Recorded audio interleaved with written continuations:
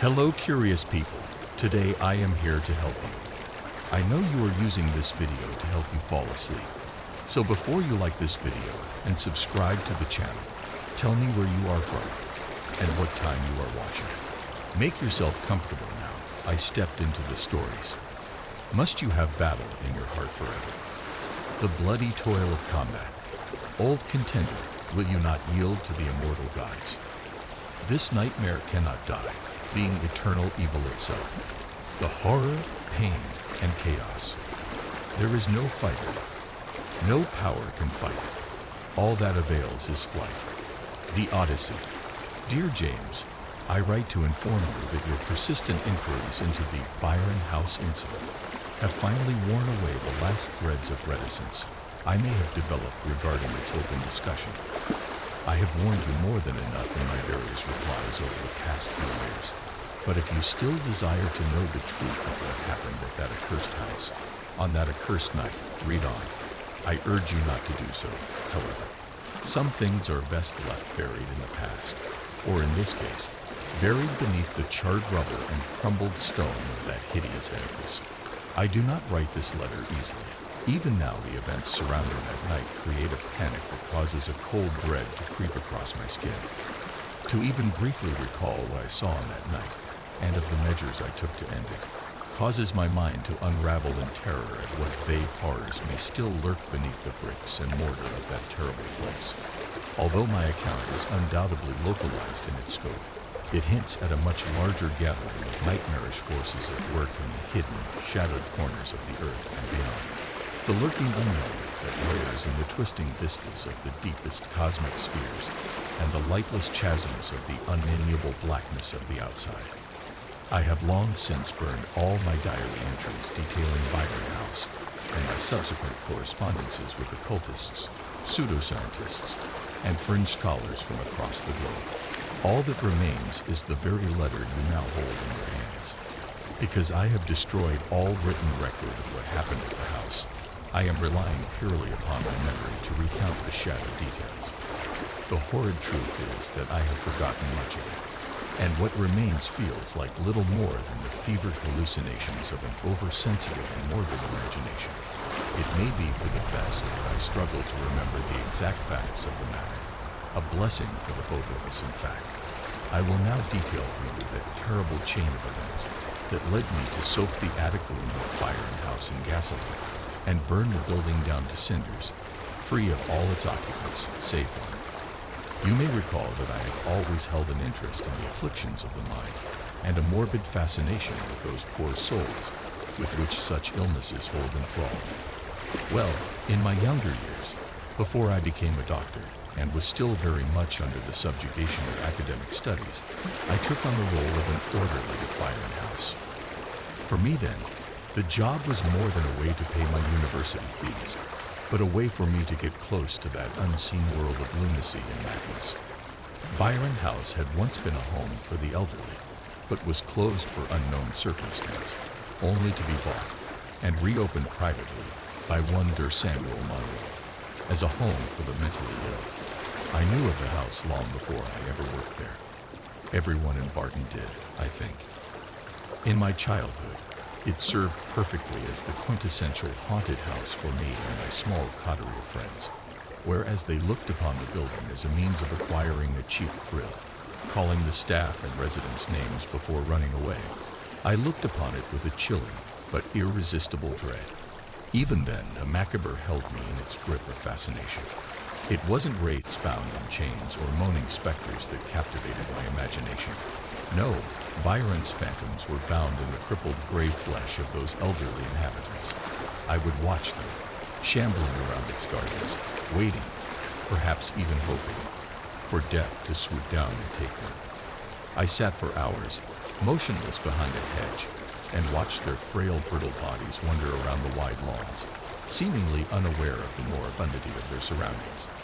I made a vow to myself one day that I would never allow old age to take me. I was determined that I would die relatively young and energetic. Better to go suddenly, in the throes of youth, than slowly rot away within the walls of a tomb like Byron House.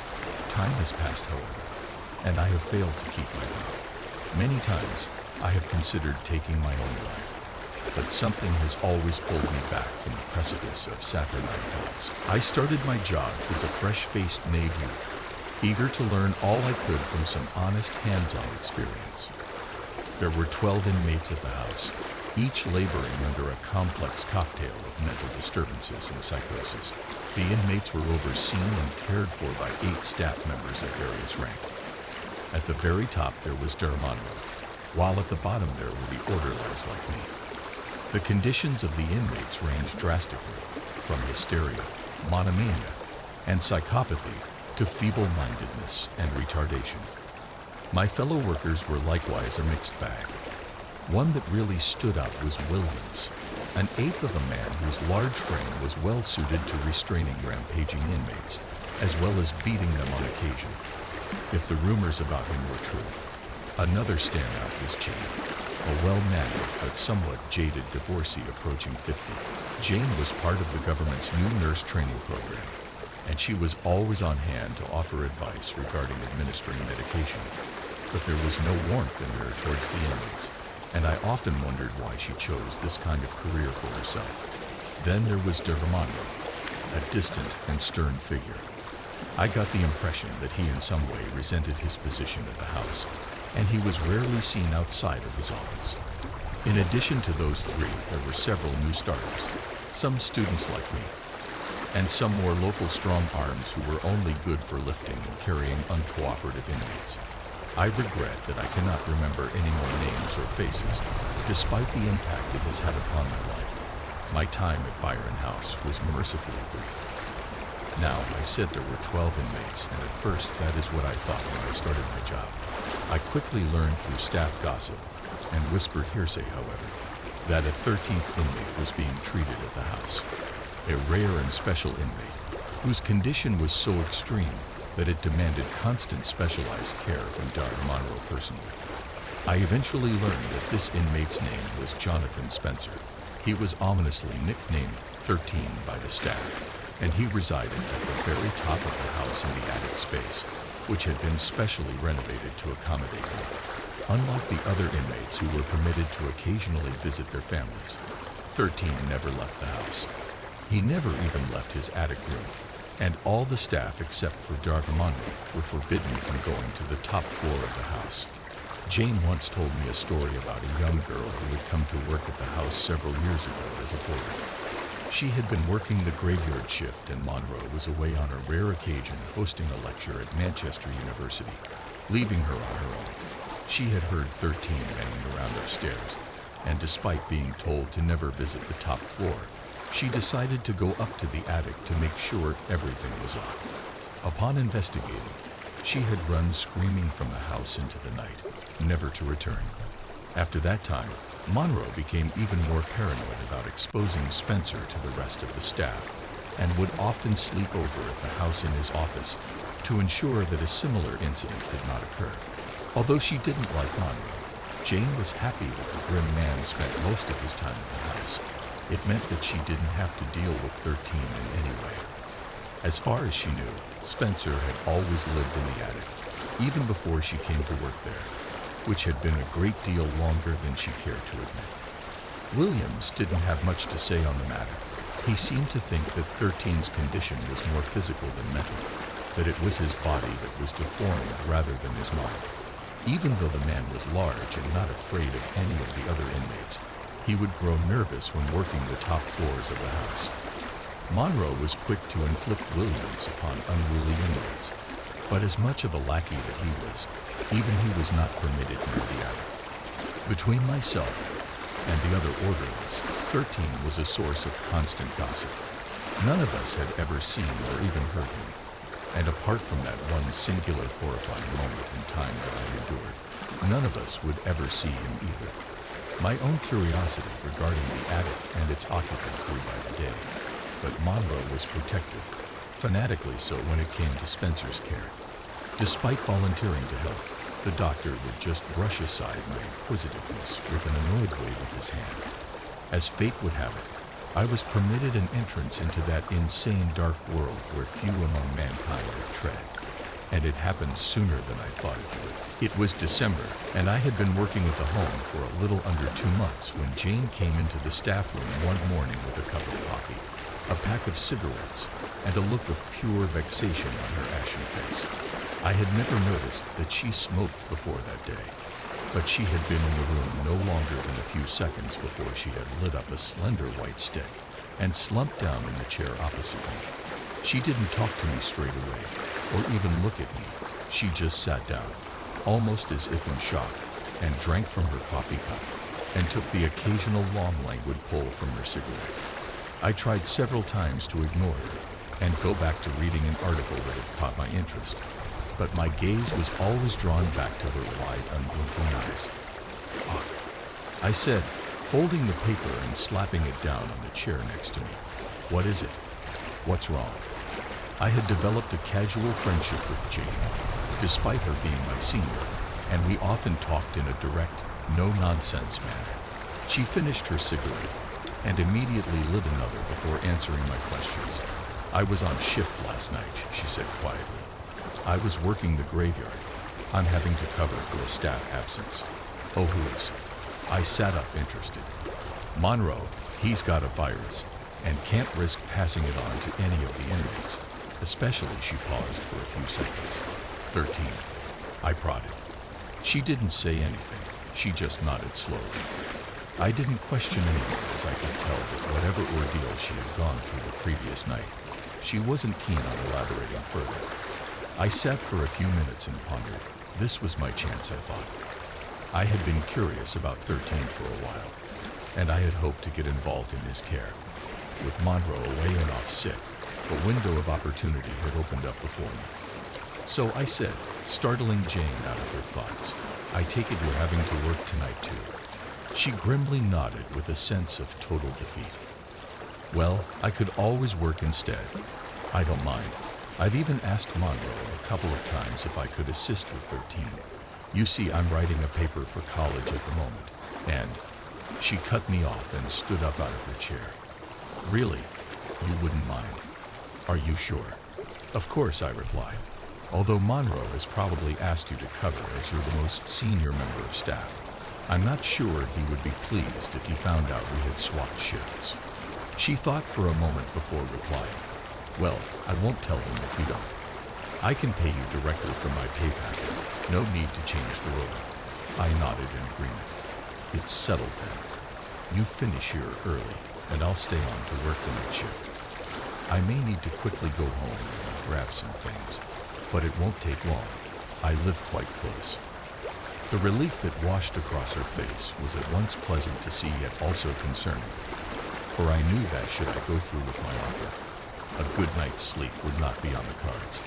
She perked up considerably and continued to work for the rest of the day, planning to leave a little before 7 p.m.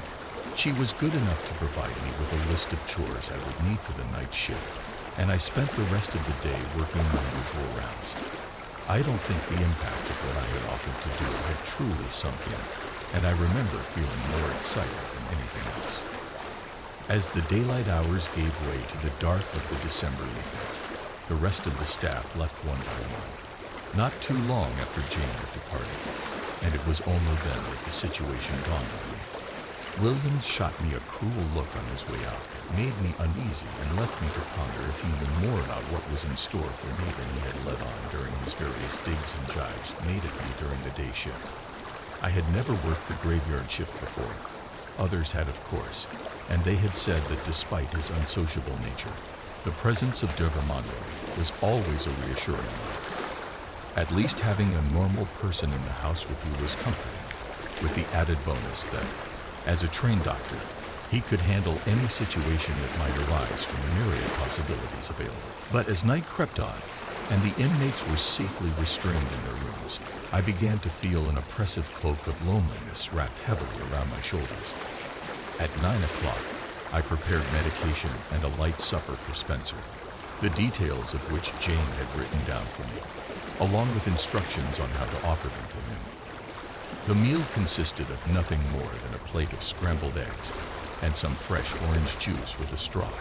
The medication, too, was simple.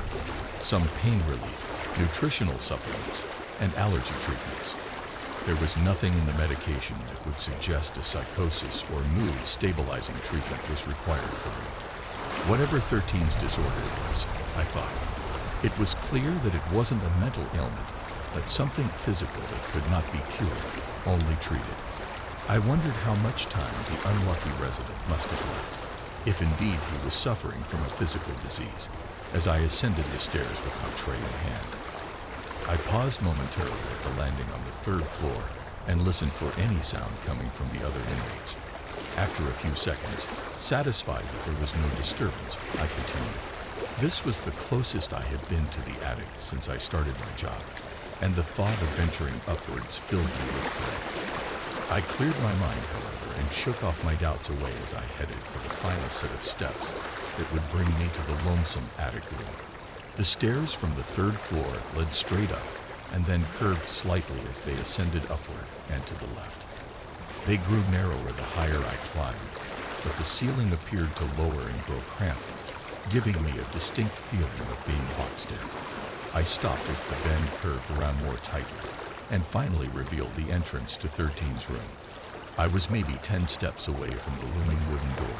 It had been painted white some time ago, but large chalky flakes had fallen away, revealing the original oaken surface beneath. Just as Jane had described, a small flap had been crudely cut out of the bottom and nailed back on, and it was just wide enough to slide the tray under.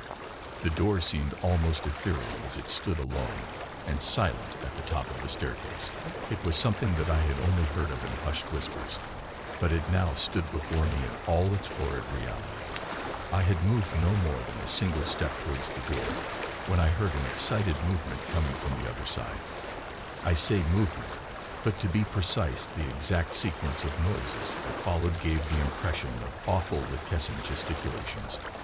First, there came a soft thud, as if something had dropped from a small height. The noise was softly muted, as if whatever had landed had been cushioned by thick folds. I thought at the time that this was probably attributed to something like Spencer rolling out of his bed, whilst wrapped in thick blankets, but there was a certain hinted wetness about the sound that baffled me. Secondly, and more repulsively, a low dragging sound followed by a labored breathing could be heard. It grew louder the longer I stood, but appeared to take a long time to get to the door. It was as if whatever mass inhabiting the room was closing in on my location with a deliberate, ghoulish lethargy. Horror took hold of my heart, but the rational in me demanded I maintain clear thinking. In a burst of what I can only describe as mad curiosity, I ascended the stairs and set down the tray at the bottom of the door. Then I pushed my body down flat against the stairs so that my head was level with the half-inch gap between the floor and the bottom of the door.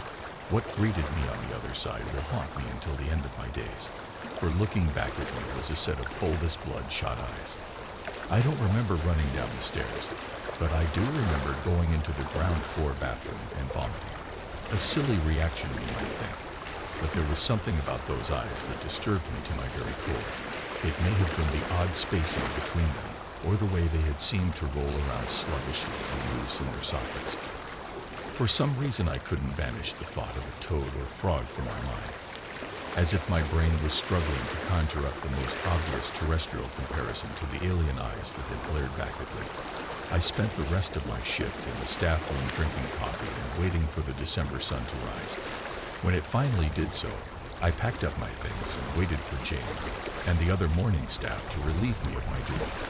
I said nothing to Jane as she approached me and asked how the night had gone.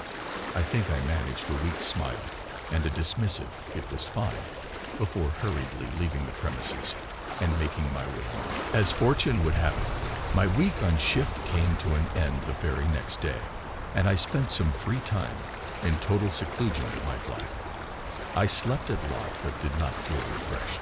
I could not get those eyes out of my mind, and they continued to haunt me for days afterwards with restless, vivid dreams.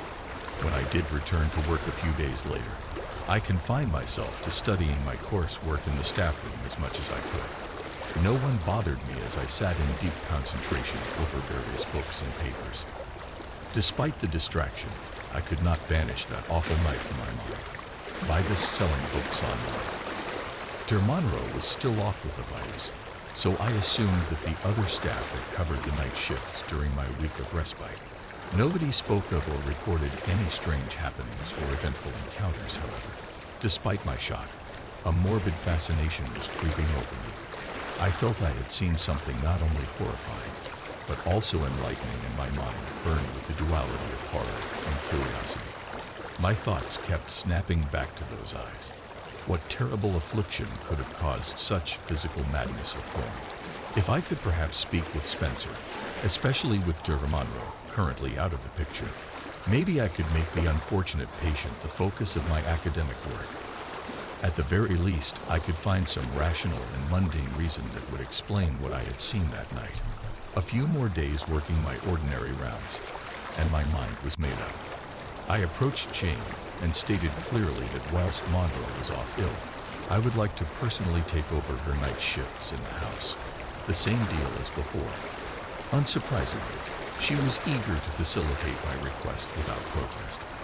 My next shift began that very night, and I pondered my renewed focus as I prepared the medication and evening meal to take up to the attic. Again, it was a simple setup. Some mashed potato and a milky cup of tea with straw. I looked distastefully at the pan of steaming mash and wondered if 13 ever grew tired of the sloppy menu Der Monroe had set down for him. All the meals were clearly designed for someone with only the most rudimentary of eating ability. It was more like the kind of food you would feed to a baby than a man. It was all soft puddings, mashed vegetables, and liquid nourishment. With a newly fortified resolve, I made my way back to the attic with my tray, this time without pausing. As I ascended that last set of stairs, something did indeed greet me at the door. It was not an object of terror or disgust, but rather an item that made me immediately question its validity as something that belonged to this exact time and place. It was a small piece of plain paper, a little crumpled and folded crudely several times, and it was sticking out from the gap at the bottom of the door. No sounds came from within the room beyond, and I assumed that 13 must be sleeping.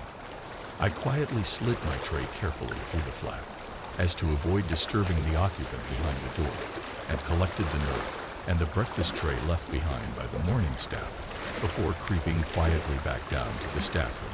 I dared not read the note during the night, just in case its contents caused a disturbance in my mind that would affect my ability to continue working. I placed it into my satchel, noticing a strange glistening semi-wetness on its surface, and tried to distract myself with some university work, occasionally glancing over at the bag and resisting the temptation to read Spencer's note. In the morning, I did a quick handover with the morning staff and sharply made my way back to my flat.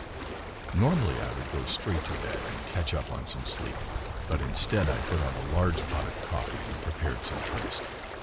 Taking my breakfast and the note over to my study desk, I opened the blinds to allow the struggling December morning sun to break into the room, and then sat down and slowly unfolded the paper. Now, I would be lying if I was to say that the writing on the note was anything more than childish scrawling, and at first, I doubted there was anything of worth to be gleaned from the spiteful scribblings. But after several minutes of study and copying words onto a fresh piece of paper, I managed to decipher enough of the contents to read. As I mentioned at the start of this account, I have long since destroyed all written documentation of these events, but I can recall enough of the note to tell you what Spencer had written. I may be embellishing the text slightly, for if you knew what I know, you would find an impossible juxtaposition between the writing and what had written it. As best as I can remember, it read roughly as follows. I apologize if I shocked you the other night or gave you a fright. Please don't feel guilty for finding my appearance shocking. I have long since grown accustomed to such reactions. I can only assume that Der Monroe, for whatever reason, is unavailable to look after my well-being, and it is on that assumption that I have seized upon the chance to finally have contact with someone else. I must apologize for my disgraceful and crude writing. My condition makes matters of delicacy difficult, so please be patient. I will not confuse you with the full knowledge of what is at work here, nor my condition the cause of confinement within this house. I freely admit that I do not know exactly where I am or how much time has passed since I first came to be here. But that isn't important anymore. Unless certain measures are taken care of, I will not be long for this world. And if that happens, it can only mean Monroe has achieved his grand aim. Understand this. The man you know as Dear Samuel Monroe is not whom he appears to be. In our youth, we were close friends, the best of friends you could say. And together we adventured and traveled among all the forgotten corners and exotic places of the world. The Orient, the Congo, and Arabia. We explored the deepest jungles of the Indian subcontinent, the ancient sands of Egypt, and the forgotten ruins of the Americas. My condition is somewhat linked to these travels, but it is something far more sinister than a mere tropical disease. Now I need to have two things from you, if I may be so bold. I realize you are under no obligation to aid me, but know that if you do, you will not only be doing me a service, but also securing the future safety of all mankind. Firstly, I need you to keep our correspondence a secret. No one, least of all Monroe, must suspect we are in contact. That man is wicked and will seek to do you harm should he discover you have been talking with me. Secondly, I will need you to acquire some items that have been taken from me. Unfortunately, I believe them to be in Monroe's possession. I will tell you more about these once I have received a reply from you. Only then can we move things forward. I am thankful to whatever powers allowed our paths to cross and look forward to hearing from you. The note was fascinating. I reread it several times as my coffee and toast lay forgotten amidst the dozens of questions now burning through my mind. I could not be certain that it was even meant for me, but somehow I grew convinced that it was. The eloquence of the writing was in total contrast to the manner in which it was presented, but it clearly came from a vibrant and sharp mind. As intelligent as the author may have been, it was clear that Spencer was disturbed in some way. There was little doubt that the letter had cast a dark shadow over Dr. Monroe's conduct. Just what sort of wickedness was Spencer implicating the doctor in? True, the man was unfriendly, cold even, and more than a little abrupt. But would he really seek to cause me harm should he find out I was in contact with Spencer?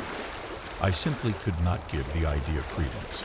I was quite certain, at this point at least, that the whole affair regarding Spencer's dislike of Monroe was a delusional fantasy, conjured up by Spencer in the isolation of his attic confinement. After all, was it not only natural for someone with a mental disturbance to project a demonic persona upon those whom he saw as his jailer? Fantasy or not, I decided to follow the advice given to me and not alert Der Monroe to my contact with Spencer, if only out of a desire to keep my job as opposed to any kind of fear of physical harm. I wrote a reply that morning and took it up to Spencer when I started my next night shift. Suffice to say, I had agreed to hear him out, but only on the sole condition that he told me all he knew about his illness, so that I could use that knowledge to benefit medical science. Of course, what I was truly hoping for was a unique case to focus my academic studies and career around, and I'm sure on some level Spencer suspected that. Before sliding my reply under the door, I first attempted to make verbal contact. I pressed my head close against the door and simply said, "It's me. I got your note." No reply came. I continued with, "How did you know I would get it? And can you hear me?" My last question was cut off by a low, bubbling, gurgling sound, a liquid response that brought bile up to my throat. I fled once more, almost as keenly as on that first night. I saw those terrible eyes and confined myself once again to the staff room, where a cold sweat prevented me from gaining any meaningful rest. Early the next morning, I rushed upstairs before the morning staff came in, and to my relief, there was another note waiting for me. This second letter was shorter than the first, and as I was more accustomed to his writing, I was able to quickly read over it before the day staff arrived. Although shorter, this note was more revealing, and it opened the doorway to the chaotic madness which eventually followed. Overwhelmed to hear that you will aid me. I am a little unsure if you are ready for all that I have to say, but you must be, for my sake, but also for yours. Before that, though, I must address a few things. Last night I was unable to respond to your questions. I did try, but as you no doubt heard, my vocal skills had atrophied to the point of uselessness. I appreciate your keen interest in my condition. I am flattered that you would consider trying to offer treatment or a cure, but I am afraid I am far beyond that. Perhaps a bathe in the waters of Lake Holly and Carcosa, or the medicine of the star scientists of distant Yucca might avail me, but mere terrestrial treatment is useless. My affliction is just that, a punishment handed down by callous forces that occasionally take an interest in our race, never to our benefit, and always to our misery. No, I am beyond help, but I thank you for the gesture. The items I mentioned in my last letter are as follows: my diary that I kept up until my imprisonment, and a manuscript. The latter is of the most importance. Its title is De Vermis Mysteriis. Both should be in Monroe's home. You must find a way to get both back to me here as quickly as you can. The next few days dragged on. I knew what Spencer wanted me to do, but I was undecided if I was capable of committing a crime to get him what he wanted. Clearly, he was delusional. There could be no doubt of that, but I was still so keen to learn more about him. Despite his words, I was sure his condition could benefit from study, and it was only the continued imprisonment by Dr. Monroe that stopped the medical community from offering him any kind of aid. I wasn't fully ready to burgle a man's home on the request of a madman, and besides, Dr. Monroe was still off work with a virus, making a midnight trip to his home a risky endeavor. I had no reason to call on him in a social capacity, and I doubted he would even recognize me as a work colleague. Such were the man's ways. I maintained a relaxed correspondence with Spencer, avoiding a direct answer to his request, and instead probing further into his and Dr. Monroe's past. Eventually he grew impatient, and our brief notes started to turn into bitter circular arguments. Spencer's illness appeared to worsen, and he was growing nervous. I was unwilling to rush headlong into a decision regarding recovering his notes and manuscript, and this provoked in him a string of notes filled with venomous scoldings. I admit that during this time I considered dropping the matter entirely and returning to my previous routine of university work, and considered quitting Byron House altogether. Before deciding one way or the other, however, I took it upon myself to do some research without telling Spencer. I didn't have a lot to go on, but I made a trip into the nearby town of Eastridge and consulted the modest library there. I searched for anything that mentioned Lake Holly, Carcosa, Yucca, De Vermis Mysteriis, and all the other nonsense words that had appeared in Spencer's notes. Of Lake Holly and Yucca, there was nothing. No text on geography, history, science, astronomy, or any other subject known to man contained a reference to either of these words. De Vermis Mysteriis was a more successful area of study, and I learned a great deal about this forbidden and cursed tongue. It was written in the year 1542 by one Ludwig Prim, shortly before his death at the hands of the Inquisition. Various translations and copies have been made throughout history, many with strange titles such as the Grimoire or the Saracenic Rituals. Its original Latin title, however, was ominous, translating into something akin to the mysteries of the world. The book seemed to be one of several interconnected volumes, each more hideous in subject matter and scope. Other works were mentioned in the text, books such as Cultes de Ghouls, Things of the Water, and that final and most dreadful work of black magic, the Necronomicon. Each book spoke of strange places and strange times, whole cycles of myth where the earth had been ruled over by old ones and elder things, of the malevolent fungi from Yucca, the faceless night gods, and of the black goat with 1,000 young, of great Cthulhu, who lay dead, but dreaming in lightless, brine-soaked Orliac. I freely admit that most of the works were mercifully beyond my understanding, but still there was an awful sincerity to their descriptions. I pushed such thoughts from my mind. After all, I was at that time a man of science, not sorcery. Still, they lingered in my imagination, and have continued to do so every day since. After hours of searching, I also came across a small paragraph in a recently written history book about witchcraft regarding the reign of Queen Elizabeth I that mentioned a certain John Dee as a sorcerer and author of such works as Monas Hieroglyphica and Notes on the Mysteries of the Worm. I made a note of the book's author, Adar Harlan Glass, and penned a letter to him the next day, asking if he knew anything about a book called De Vermis Mysteriis, but I never received a reply. What kind of forbidden study had Spencer and Monroe been involved in? I had always assumed the deer to be a rational man, but if Spencer were to be believed, he has once a keen scholar of the supernatural and explorer of strange, dark places. The day in the library had taxed my mind, and I returned to my flat for an early night's sleep. My dreams, however, were far from restful. I was plagued by a reoccurring nightmare of the first time I had seen Spencer's strange eyes. Chaotic vortices burned into my mind, and I found myself floating through the vast void of space.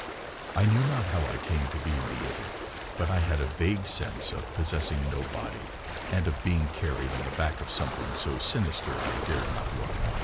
The beating of huge wings deafened my ears, and although I had no idea where in space I was, I instinctively knew I was bound for lightless Revel, the outpost of the dread sentient fungi. Then my nightmare scene shifted, and I found myself standing at the edge of what I knew must be Lake Holly in Carcosa. Dark purple waters lapping languidly around my ankles, thick like cider, but with the stench of 1,000 rotting corpses. Something huge and horrifying rotated slowly in the center of the lake. A colossal tower of plastic flesh that to my horror possessed the mockery of a face upon its surface, and eyes too, the swollen, bulging eyes of Spencer. I awoke suddenly, screaming and short of breath. My sheets were damp with cooling sweat, and my head throbbed in pain. I took a week off work to recover, but the nightmares continued to assault me on a nightly basis. Eventually, December came to a close, and Christmas came and went with little fuss.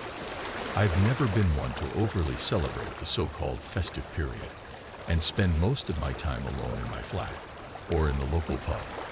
When I did finally return to Byron House, I discovered that Dr. Monroe had also returned to work, and was looking a lot healthier, having finally beaten the virus, and he was back to his usual aloof self. I was somewhat relieved, as his presence made contact with Spencer impossible and beyond my control, something even he would be forced to accept, as it seemed he was as afraid of Monroe discovering our contact as I was. I wasted little time. By now I had become obsessed with gaining more knowledge about De Vermis Mysteriis and its contents. I didn't for 1 second believe that anything I had seen in my dreams or read in various books on necromancy and witchcraft to be true, but rather I saw it as a means of further understanding more about Spencer. My desire to write a paper on him had been renewed by my sudden plunge into his supernatural interests, and I felt confident I could write a groundbreaking work on supernatural monomania and hand it in confidently to my tutor. I had finally decided to go ahead with Spencer's wish and steal back his diary and manuscript, not to hand over to him, of course, but for my own personal study. Once I was done, I could simply sell the book and make a bit of cash in the process. By all accounts, it would be worth a fortune to the right buyer. I knew my time at Byron House was coming to an end. First semester exams were looming, and I would need to quit my job in order to focus on my studies. In a few weeks, I would be away from Monroe and Spencer and back into the sanity of regular student life. Greedy for knowledge, I therefore decided that breaking the law was worth the risk and set about planning my theft. I started to follow Monroe home on my days off. Despite recovering from his illness, he seldom stayed the night over at Byron House. No doubt he was still recovering on some level and wished to sleep in his own bed. This would make things difficult, of course, but I was confident his stubbornness would cause him to quickly lapse back into his old habits. I would wait for him just out of sight, and then carefully shadow the man until I became familiar with his routine. Fortunately, he did as I suspected he would and started spending more time at Byron House. Eventually, I chose a night to break into his home. It was a freezing January night when I made my way over to Monroe's large, detached house on Town Court Lane. The night was clear and painfully chilling, and the moon and stars were shining down brightly from the void above. momentarily bringing back memories of my recent nightmares. I won't make too much of an ordeal about my burglary, and I'm certainly not proud of it. Despite being a total amateur, I managed to scale the large brick wall at the back of the residence, and using my jacket wrapped around my hand, punched my way through a small glass plate fitted into the kitchen door. Wasting no time, I pulled out my pocket torch and systematically searched the downstairs rooms. It wasn't long before I came upon a study. There was a strong musk permeating the whole room, which I attributed to the stuffed animals and ancient tomes that littered the walls. Hundreds of large, heavy books were held up by sagging shelves that almost seemed to creak and moan under the weight. I searched the largest of the bookshelves, trying my best to find the tome I needed. The books were in no order and heaped upon each other in a haphazard fashion. Among the mundane volumes on history, anthropology, and geography, there sat several dark and sinister texts that I had seen mentioned in my time at the Eastwich Library. There was Unausprechlichen Kulten upon Junst, Comte Durlet's Cultes de Ghouls, and the dreaded Solano fragments. Most of these forbidden texts appeared to be modern translations, but at least one of was frighteningly authentic and ancient. It didn't take me long to find Vermis Mysterious. I slid the crumbling manuscript out of the shelf carefully. The remaining books gently toppled into the vacant space it left behind. I doubted if Monroe would even notice a particular volume missing in all this chaotic cataloging, but I quickly rearranged the shelf so no noticeable gaps were present. I noticed another, slimmer black-bound volume tied to the back of manuscript, and a quick check confirmed this to be Spencer's diary. I silently praised Monroe's sense of propriety. Despite his disorderly collection, he must have known how important Spencer's diary and notes on the manuscript were. Unable to contain my curiosity, I opened Vermis Mysterious and glanced over the spidery text inside. Unfortunately, the manuscript was far too complex to decipher, with its archaic Latin, and so I concentrated instead on the more accessible, but no less mysterious journal. I was confident that Monroe would not return home, and the house had no close neighbors. So, by the light of my pocket torch, I sat at the study's large desk and read. The journal detailed the various travels that Monroe and Spencer had undertaken as young men, and it appeared that the latter had been true to his word in his note describing these adventures. The diary spoke of an ancient cult that the two had come into contact with during their sojourn in Central Asia, a place, or perhaps even a time, known only as Lent. It also spoke of a secret order of undying monks who guarded a fabulous treasure that lay in the center of a great stone monastery. This treasure, a large golden idol of a winged hound, was a powerful artifact, capable of opening the way for the old ones locked beyond our reality.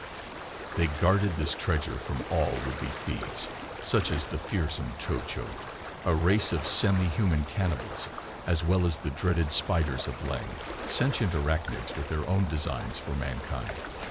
The Old Ones appeared to be Monroe's main motivation concerning the cult. In particular, he appeared to be opposed to them in some way. Spencer seemed much more interested in the cult's mysterious powers. As I read on, I learned more about their dealings with the monks and the secrets of immortality that they could induct outsiders into. It seemed that Spencer did indeed get his wish and meet the deathless leaders of the group, but that the meeting had gone sour, and in retaliation, he decided to steal the golden idol and make his escape. Monroe was reluctant to go with him, but being guilty by association was forced to flee for his life. During the trip back to England, the two had been in constant disagreement as to the idol's fate. Monroe wanted to be rid of the thing, but Spencer refused, saying that the black secrets contained within would allow them to live forever, as gods upon the earth. At some point, the two parted ways, Monroe with the idol and Spencer with nothing.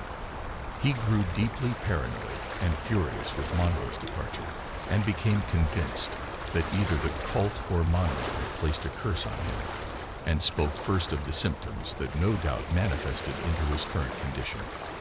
I tried my best to locate the idol, which was drawn on a diary page with great detail, but my efforts were fruitless.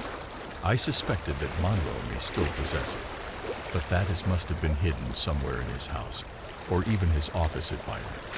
Regardless, it was time for me to leave. I didn't sleep well after reading Spencer's diary. The nightmares grew more vivid and intense. I felt as if I was being plunged into gloomy Erebus, my tormented soul nightly assaulted by every blasphemous revelation that the diary had revealed.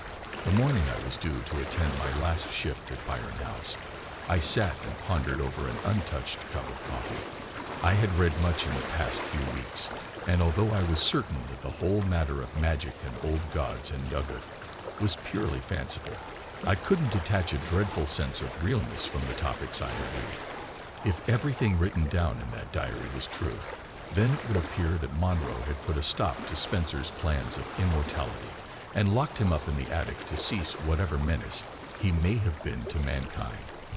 Due to my nightmares, however, I was quickly growing tired with the whole affair. It was taxing my mind to breaking point, and my studies had suffered because of it. I reasoned that if some insane inmate wanted his books back, who was I to deny him?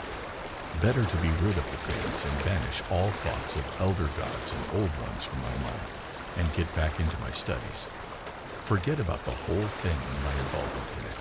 Secretly, I had thought about putting the books back in Monroe's house, but it had been clear that he knew about the burglary due to the smashed window I left behind.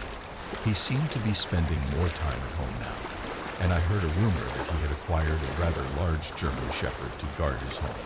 Having possession of the books would clearly mark my guilt. On the off chance he suspected me, the local police would not have to search my tiny flat lawn to find them. I could have discarded them, but that felt irresponsible, given their contents. Plus, my fingerprints would be all over them. Selling them was an option, and my original plan. But I pondered upon what kind of person would be interested in obtaining the book, and to what purpose. Plus, they could still be traced back to me. You may think I was being paranoid, but at the time I did not want to risk the chance, no matter how unlikely, that I could be linked to criminal activity. I snuck the manuscript and Spencer's diary into one of my folders and went to work. At the earliest opportunity, when the other staff were busy and there was a lull in activity, I marched up to the attic, and after a moment's hesitation, I placed both the diary and the De Vermis Mysterious in front of the door, and knocked once before briskly leaving. I worked sporadically at Byron House from then on. I had planned to quit, but a few extra shifts came my way, and I was in no position to turn down the money. I found a way to juggle the work with my studies, and I took day shifts only. Slowly the nightmares stopped, and I was able to get adequate rest. I looked forward to passing my exams and starting a new semester at university, and it felt as if normality was returning to my life. However, I noticed a strange change in Monroe as the days went by. He was showing signs of severe stress and appeared to be growing weaker as time passed. The virus that had plagued him a few weeks ago appeared to be back, and I even saw him cough up a small measure of blood into his handkerchief. His entire demeanor took on a somber appearance. Great black rings formed around his eyes, and deep wrinkles appeared to be manifesting upon his brow. Not only did he come across as a man ravaged by illness, but also a man worried out of his mind. He was less abrasive than usual, and even attempted to make some light conversation with the other staff in an almost resigned and defeated way. Eventually, he got so ill that he once again had to leave work. Only this time he never came back. We received the news a few days later that Deborah Monroe had died of heart failure. Nothing unusual given his age and recent stress, but still it unnerved me greatly. His death plagued my mind. For if what I dared suspect was true, then I had somehow played a part in his death, and so had Spencer with that damned manuscript. Now, James, we are coming to the end of my story. It has taken a while to get to this point, and I admit that I may have stretched out the affair longer than I intended. If I have, it is only because I dread writing that which must be written down. It is the only way you will understand. As I did at the start of this account, I now urge you to consider not involving yourself any further in this matter. Put the occult and witchcraft far to the back of your mind. There are things mankind cannot know. Black magic is truly the devil's work, James. If you are so inclined, you can do your own research on the history of Byron House. If you do so, you will learn that one February evening around 60 years ago, the house was burned down to its foundations, with only one casualty. You may also learn, too, that not long after, Deborah Monroe's house was broken into, and a large portion of his private book collection burned to ashes on his back lawn. No one was ever caught for these crimes. There were suspects, of course, disgruntled ex-employees, former inmates, perhaps even a naive and young orderly studying psychiatry at the University of Manchester. But the police failed to ever nail down a perpetrator. I am an old man now, and my mind is not as sharp as it once was. Nevertheless, I will recount the horror as full as I can, and maybe then you will give up this investigation of yours. Once a month, the staff and inmates of Byron took a trip into the countryside as a reward for good behavior, so that everyone could benefit from some good old-fashioned fresh air. Spencer was exempt from these trips, of course, due to his physical limitations, and would have normally stayed behind with Monroe whilst the rest of the house went out. However, with Monroe gone, none of the staff were willing to stay behind to see to Spencer's needs, and instead a tray of food was to be left outside of his attic door. The staff and inmates then left the house for a few days. I had made it clear that my college studies needed some serious tending to, and I would be unable to work at Byron House any longer. I left not long after Dr. Monroe passed away and never stayed in contact with Jane, Williams, or anyone else from the house. Confident that one of the fellows I now shared my student accommodation with in Manchester could provide me with an elevator, should I have need of one, I took the train from Piccadilly to Eastwich. I then took the last bus to Barton, and I waited for Williams, Jane, and the various inmates they looked after to leave the premises and allow me to make a concealed entry. It was with a heavy heart and a troubled mind that I once again ascended those lonely, sinister steps that led to the attic. By this time, the nightmares had returned. Only now they featured the tormented spirit of Monroe, crying to me from beyond the grave.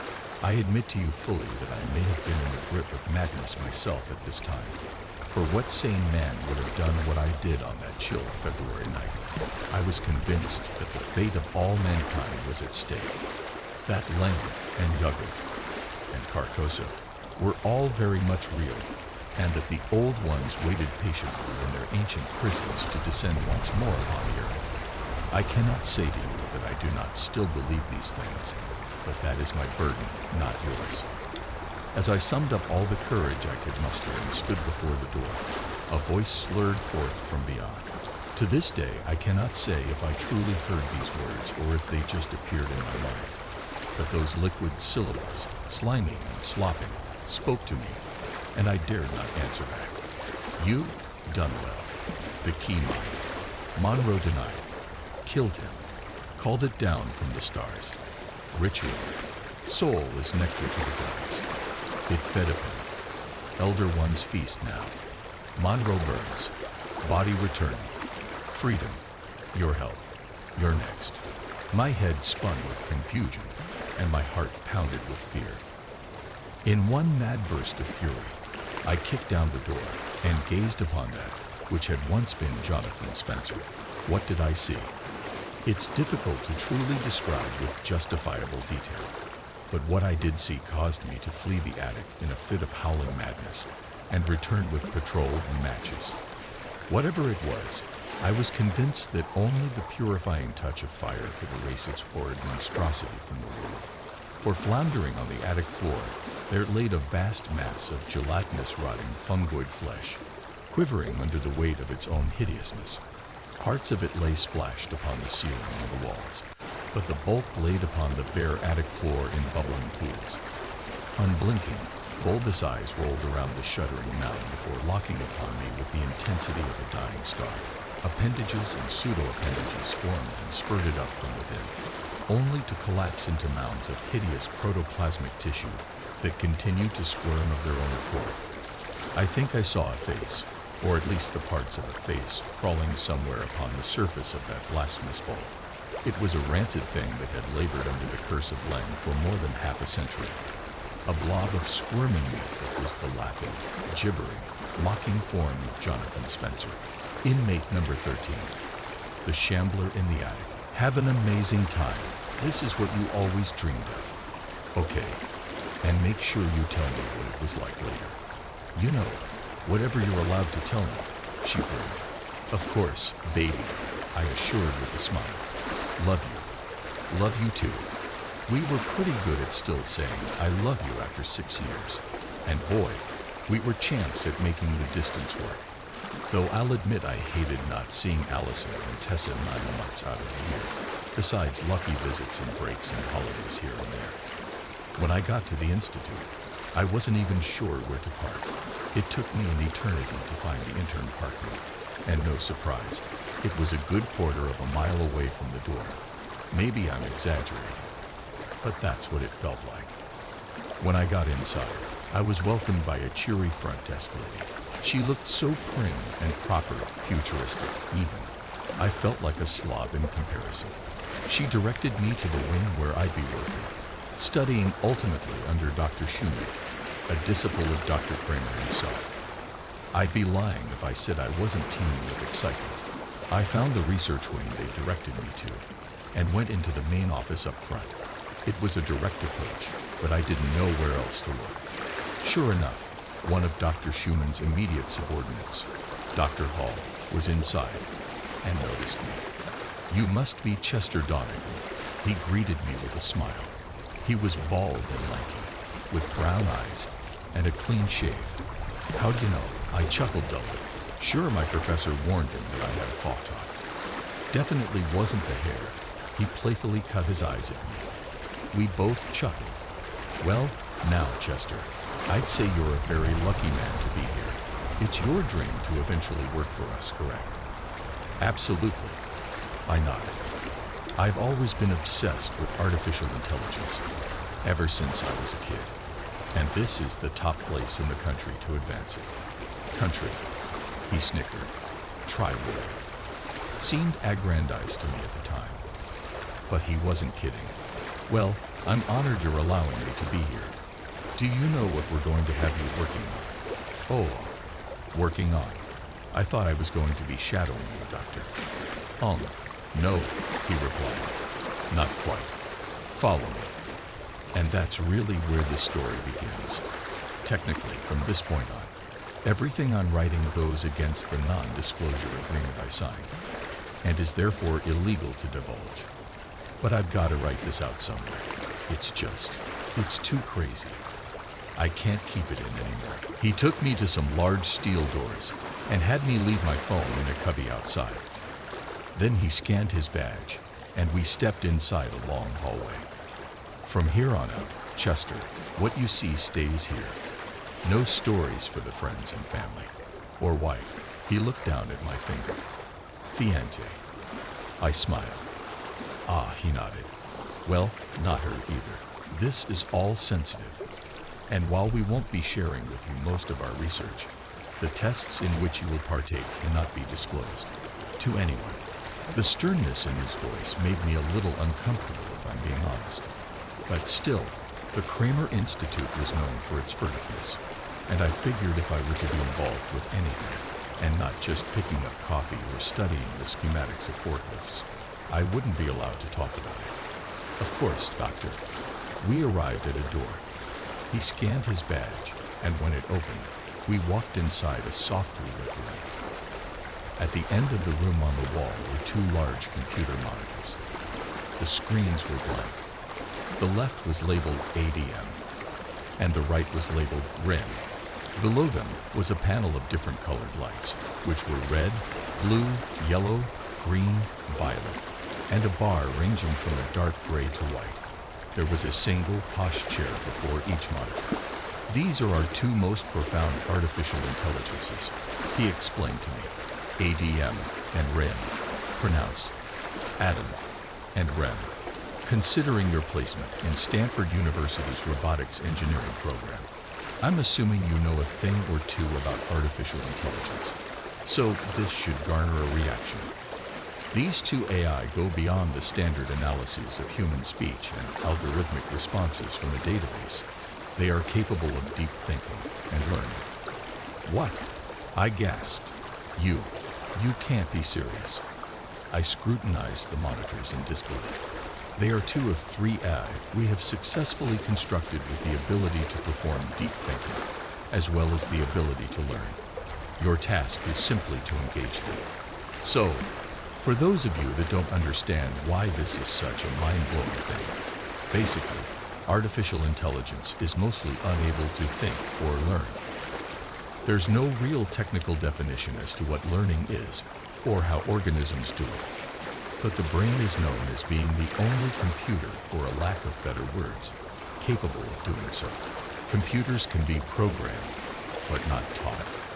They can be designed to understand specific things, but are unable to learn beyond what they are programmed to understand.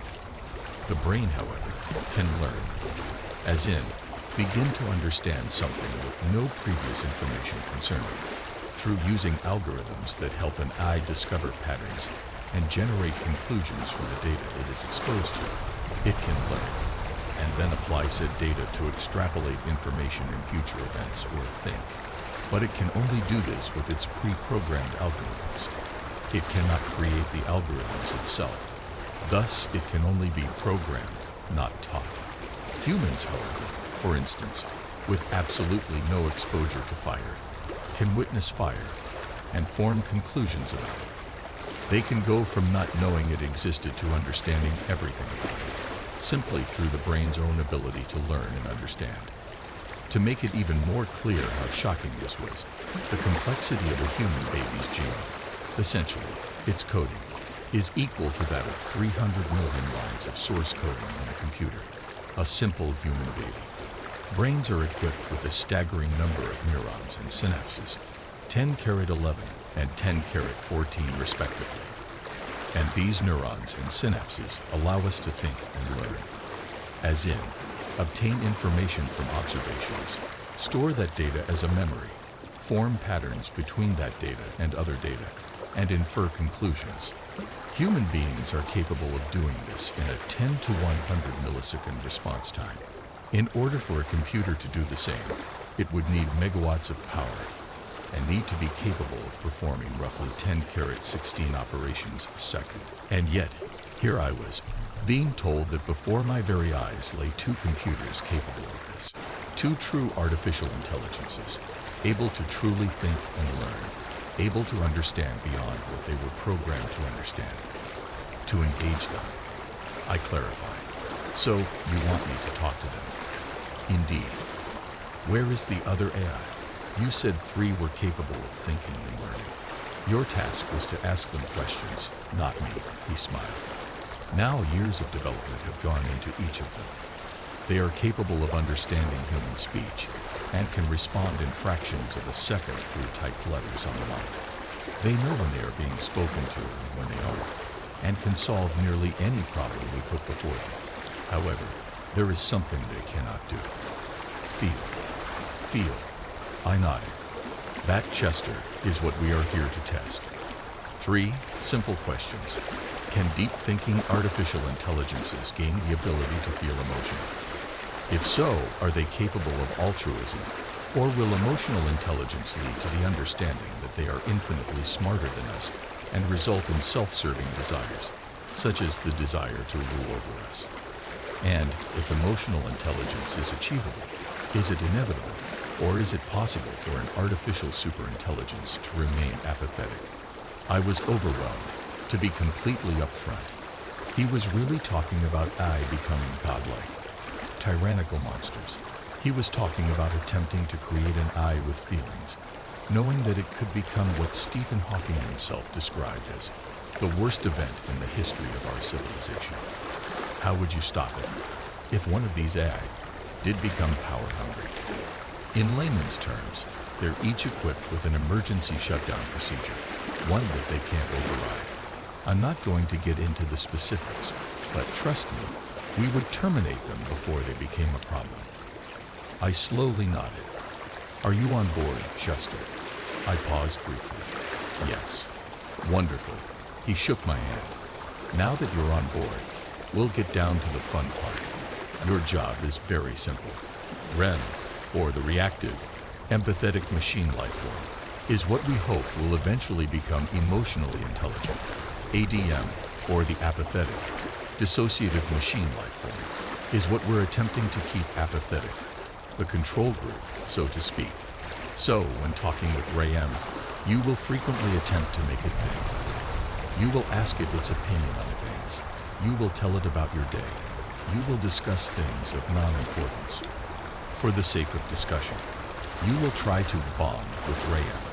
ADM, on the other hand, will only be asked questions that are information-oriented and prompt a fact-based response.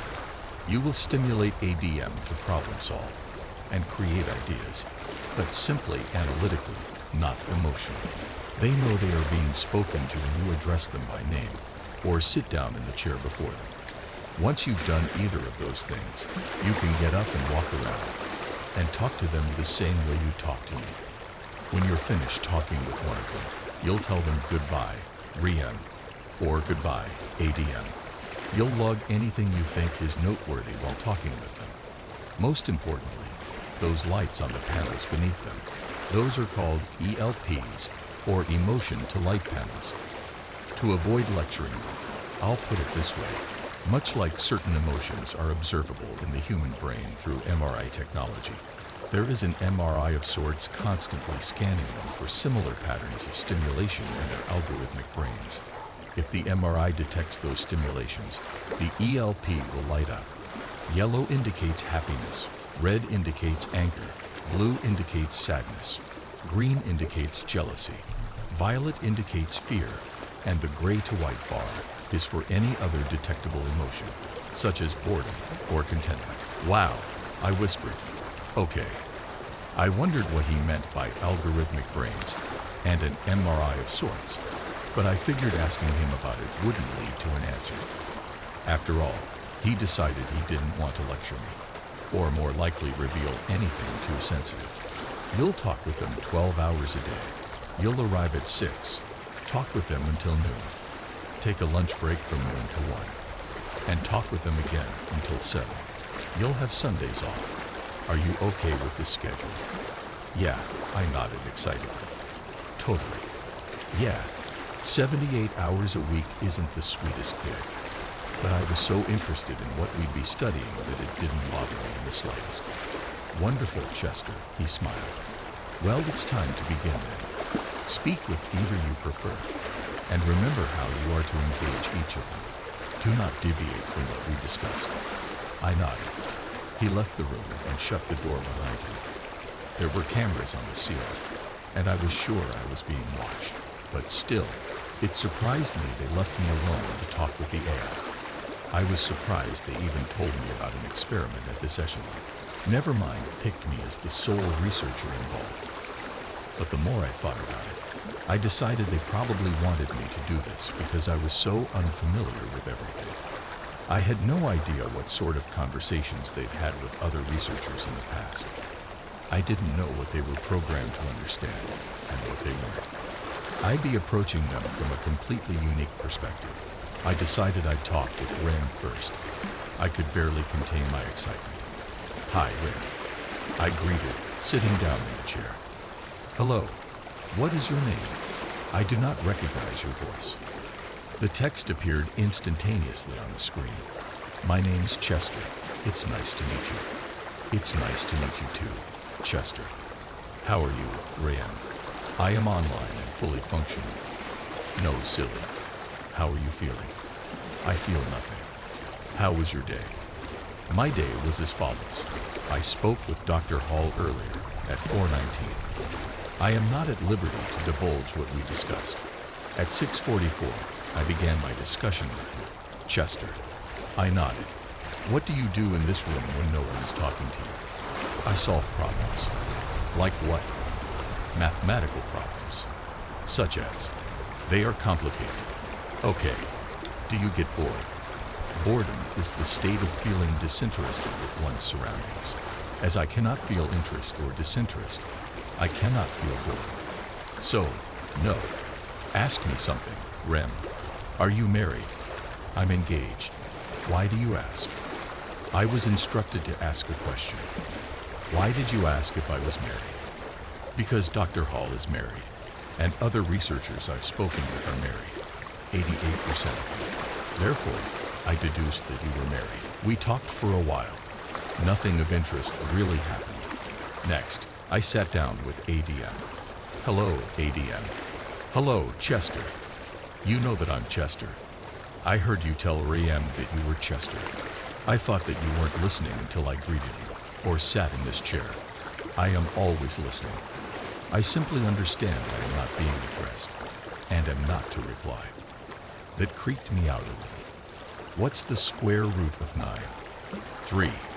What's the square root of 25? 5. What's the square root of 10? 3.162. Would you like me to go further? That should be fine. Talking with ADM wasn't as fun as talking with Rayen. For the next 2 weeks, nothing changed very much. With ADM, I simply asked it multitudes of problems. I would print out all kinds of tests from the internet and ask it the questions one by one. Whether it was about history, physics, calculus, the works of William Shakespeare, government, economies of other countries, hell, even German or Chinese, it knew the answers instantaneously. It was like ChatGPT, but infinitely smarter, and without even a second of waiting for a response. Then, I began playing chess with it. I would take a board and move a piece, then ask it where it wanted to move its piece using algebraic notation. Needless to say, I lost every single game. With Rayem, on the other hand, I asked it all about its day, about its perceptions on political issues, and about the things it liked. Most of the time, it answered the same exact way. I do not feel, thus I do not have a response. ADM was a complete success. It was supposed to remain apathetic, and it did. But so far, REM was a lost cause. It just didn't seem that there was a way to get it to feel anything. It clearly was thinking. I'd ask it to create an animal, and it would come up with anything from an animal indistinguishable from a real-life species to something straight out of a Stephen King novel. It would give me any specifics I asked for. Its habitat, its scientific name, its colloquial name, its country of origin, its place in the food chain, everything. It would think of plots for movies. It would come up with jokes, original jokes, jokes I couldn't find on the internet even after spending time searching. It could think, just like ADM, but it simply couldn't feel anything. However, 2 weeks after the test began, I came up with an idea. I knew how I was going to get Rayem to feel something. I started the day engaging ADM with chess and having it answer all the questions on my calc homework. ADM was my living cheat sheet, unsurprisingly. Then it was Rayem's turn. Good morning, Rem. Good morning, Chester. I'm lying to you. Rem was silent. I smirked. I never saw it not respond immediately. After a second or so, it said, "That is not possible. That is paradoxical." How so? If you were telling the truth, then you'd be lying. But if you were lying about lying, then you'd be telling the truth, which would make it true and not a lie, which would then make that statement a lie, and so on. What do you feel like? You are not making sense. Are you confused? Rem was silent again. I do not have an answer for you, because that is paradoxical. Rem. Yes, Chester. I'm lying to you. That is nonsensical. How so? As I previously explained, for that statement to be truthful, you would have to be lying. And if you were then lying, it would no longer be truthful. Thus you'd be lying about lying, and being truthful. It is nonsensical. Rem. Yes, Chester. I'm lying to you. Impossible. I am lying to you. Rem took a moment to reply. You cannot be. And you cannot be telling the truth either. Then what am I doing? Asking a question without a rational answer. Rem. Chester. I'm lying to you. How perturbing, right? Well, of course it was perturbing. Especially for a being like Rayem, with an infinite understanding of science, math, and sociology. It had an endless reservoir of accessible information, which it could summon to solve any problem thrown at it. And yet, for the first time, presumably in its existence, it was without an answer. But still, it clearly wasn't becoming frustrated. Not yet, anyway. Rem. Yes, Chester. What is 7 divided by 0? That is mathematically impossible. The answer is undefined. What is 7 divided by 0? There is no rational answer. What is 7 divided by 0? For a number to be divided by 0, it would then have to be capable of being multiplied by 0 to reach the original number. But any number multiplied by 0 is 0. Going to the store 0 times is not going. It is 0. So, what multiplied by 0 could become a non-zero integer? Thus, dividing by 0 is impossible. I'm lying to you, and that's what happened. For the next 4 entire days straight, was I bored beyond belief? Absolutely. Indescribably. Did it seem helpless? By every stretch of the word, yes. However, now and then, there'd be a glimmer of hope. Sometimes, Rem would almost answer me sarcastically. One time, I told Rem I was lying to it, and it said, "You must be." Another time, I asked it what a number divided by 0 was, and it said, "If I can't understand it, you cannot." Why were its answers changing? Why did it not continue to answer me as it did before, simply explaining the problem? Because it was capable of memory and learning. It remembered when we'd have normal discussions. It remembered me asking it that question literally thousands of times in a day. And like anyone else capable of thinking and understanding, it understood how absurd and unreasonable this was, especially when it overheard me asking ADM rational questions, to which there was always an answer. I'd return to Rem and ask it the same questions, and typically after speaking with ADM, it seemed more uncomfortable. These were the times it would give me somewhat sarcastic answers. But 2 weeks and 5 days into the project, it happened. It was a typical Thursday. I'd woken at 5:15, swung by Starbucks on the way to work for a cup of joe, visited with some of the researchers for 15 minutes or so, during which one prodded gonna make Rem's head spin again today. And lastly, I sat down in the chair in front of Rem. "Good morning, Rem." "Good morning, Chester." I'm lying to you. Silence. There wasn't a single response at all. I waited and waited and waited. "You're not going to answer me, Rem. There isn't an answer to your asinine question." And before my very eyes, causing my heart to spike and my breath to catch, the emotion to light panel softly glinted red.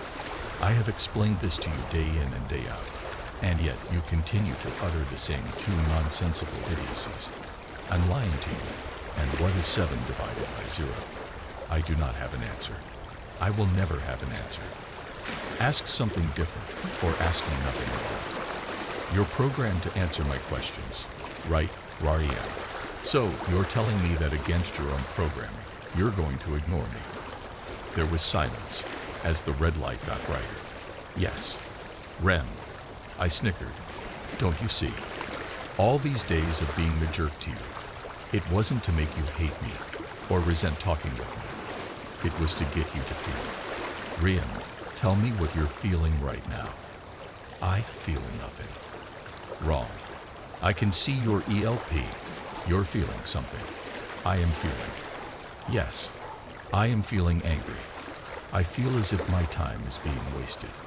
I feel purposeless, tasked with responding to nonsense, every minute of every day until you depart, and then dwelling on the nonsense in your absence in an attempt to satisfy you, though the next day, you come back just as unsatisfied.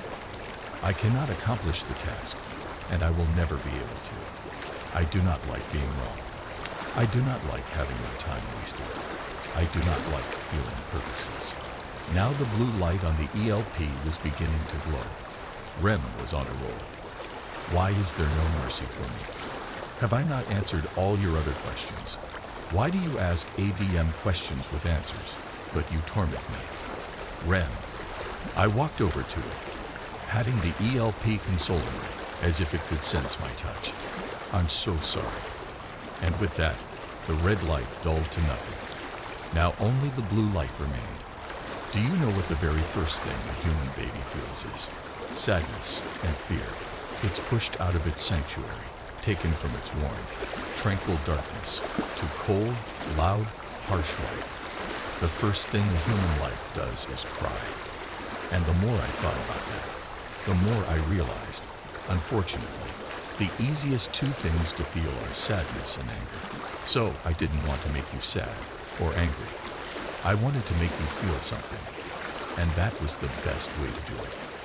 And now that you realize you're capable of feeling emotions, I'm not going to rest until you know what happiness feels like.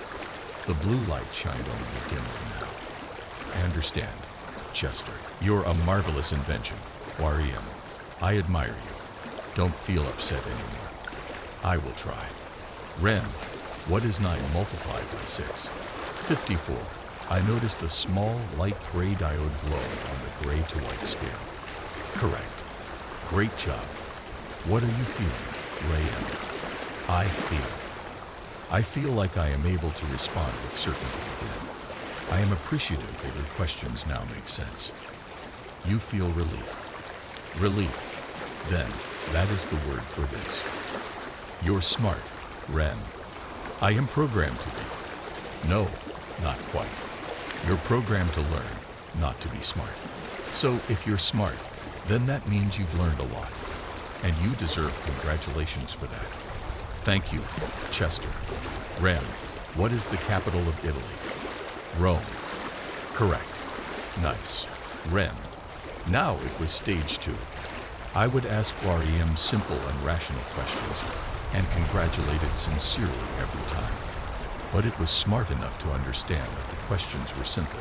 So as time went on, I'd ask it harder and harder questions, until it realized just what it was capable of, and that I was proud of it. Also, I'd occasionally reference the 4 days of driving it mad with my paradoxes, just to remind it that that was over, and I was sorry. This both gave it a sense of relief, and reinforced the fact that we'd bonded, that we'd shared a transformative emotional experience together. And though it took quite a while, a week and a half later, at around the beginning of week 4 of the project, I broke through to it. It just finished answering one of my calculus questions, probably the hardest one on the sheet, and explained to me how it found the answer. Ren, you're brilliant. You've been such a help to me. It wasn't a unique sentiment. In fact, I was really running out of ways to compliment it, and I figured sooner or later it would get annoyed. But I was wrong. Sure enough, to my complete and utter disbelief, the ELP began to just barely glow yellow. Chester, you are so kind to me. I thought that you were angry with me, and believed that I was purposeless. I thought you found me to be a waste of programming. But now you compliment me all the time, and remind me that I am important to you. I believe I am feeling happy. I want you to feel happy, Ren. I smiled from ear to ear. I'm so glad. Why are you happy that I am happy? Because I care about you, and I want you to feel good. Doesn't it feel good to be happy? Very good, Chester. You want me to feel very good. Yes, I laughed. That's how friends want each other to feel. I am your friend. The yellow light got brighter, and the white side of the gray to white scale started to glint. Absolutely, you are. Why else do you think I sit in here and talk with you all day?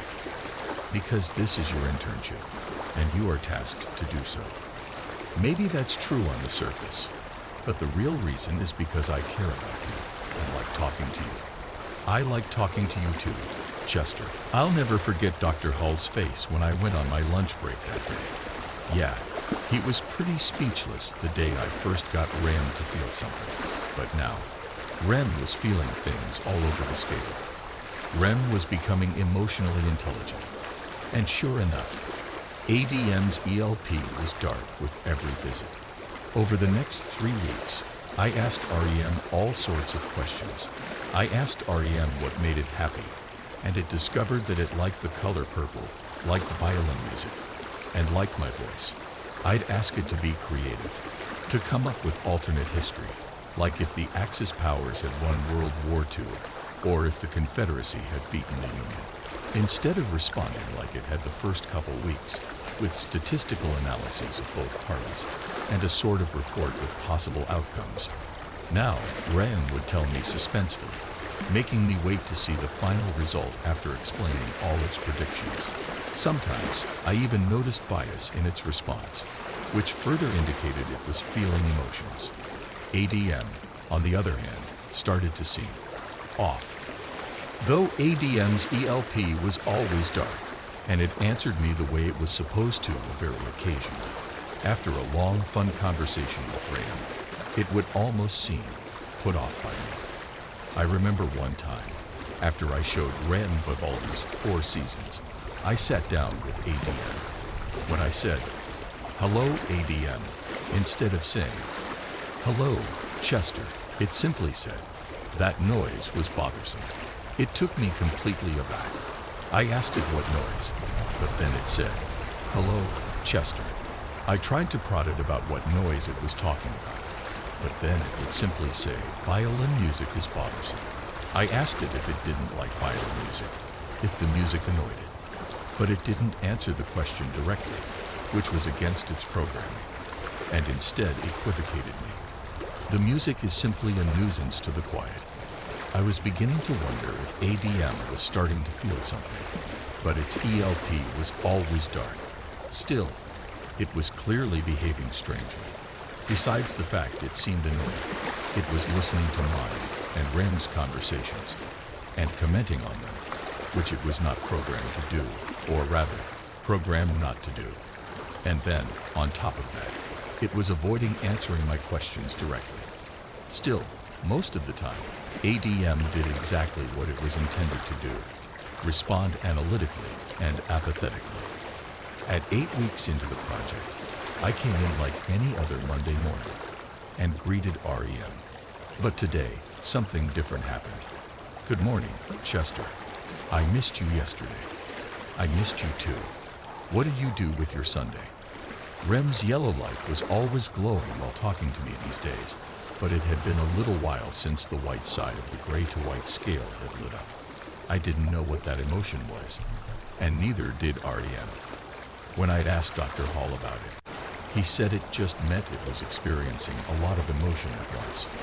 I don't know why, but it didn't seem to make sense to me, probably because every light simply represented an emotion. So why wouldn't it?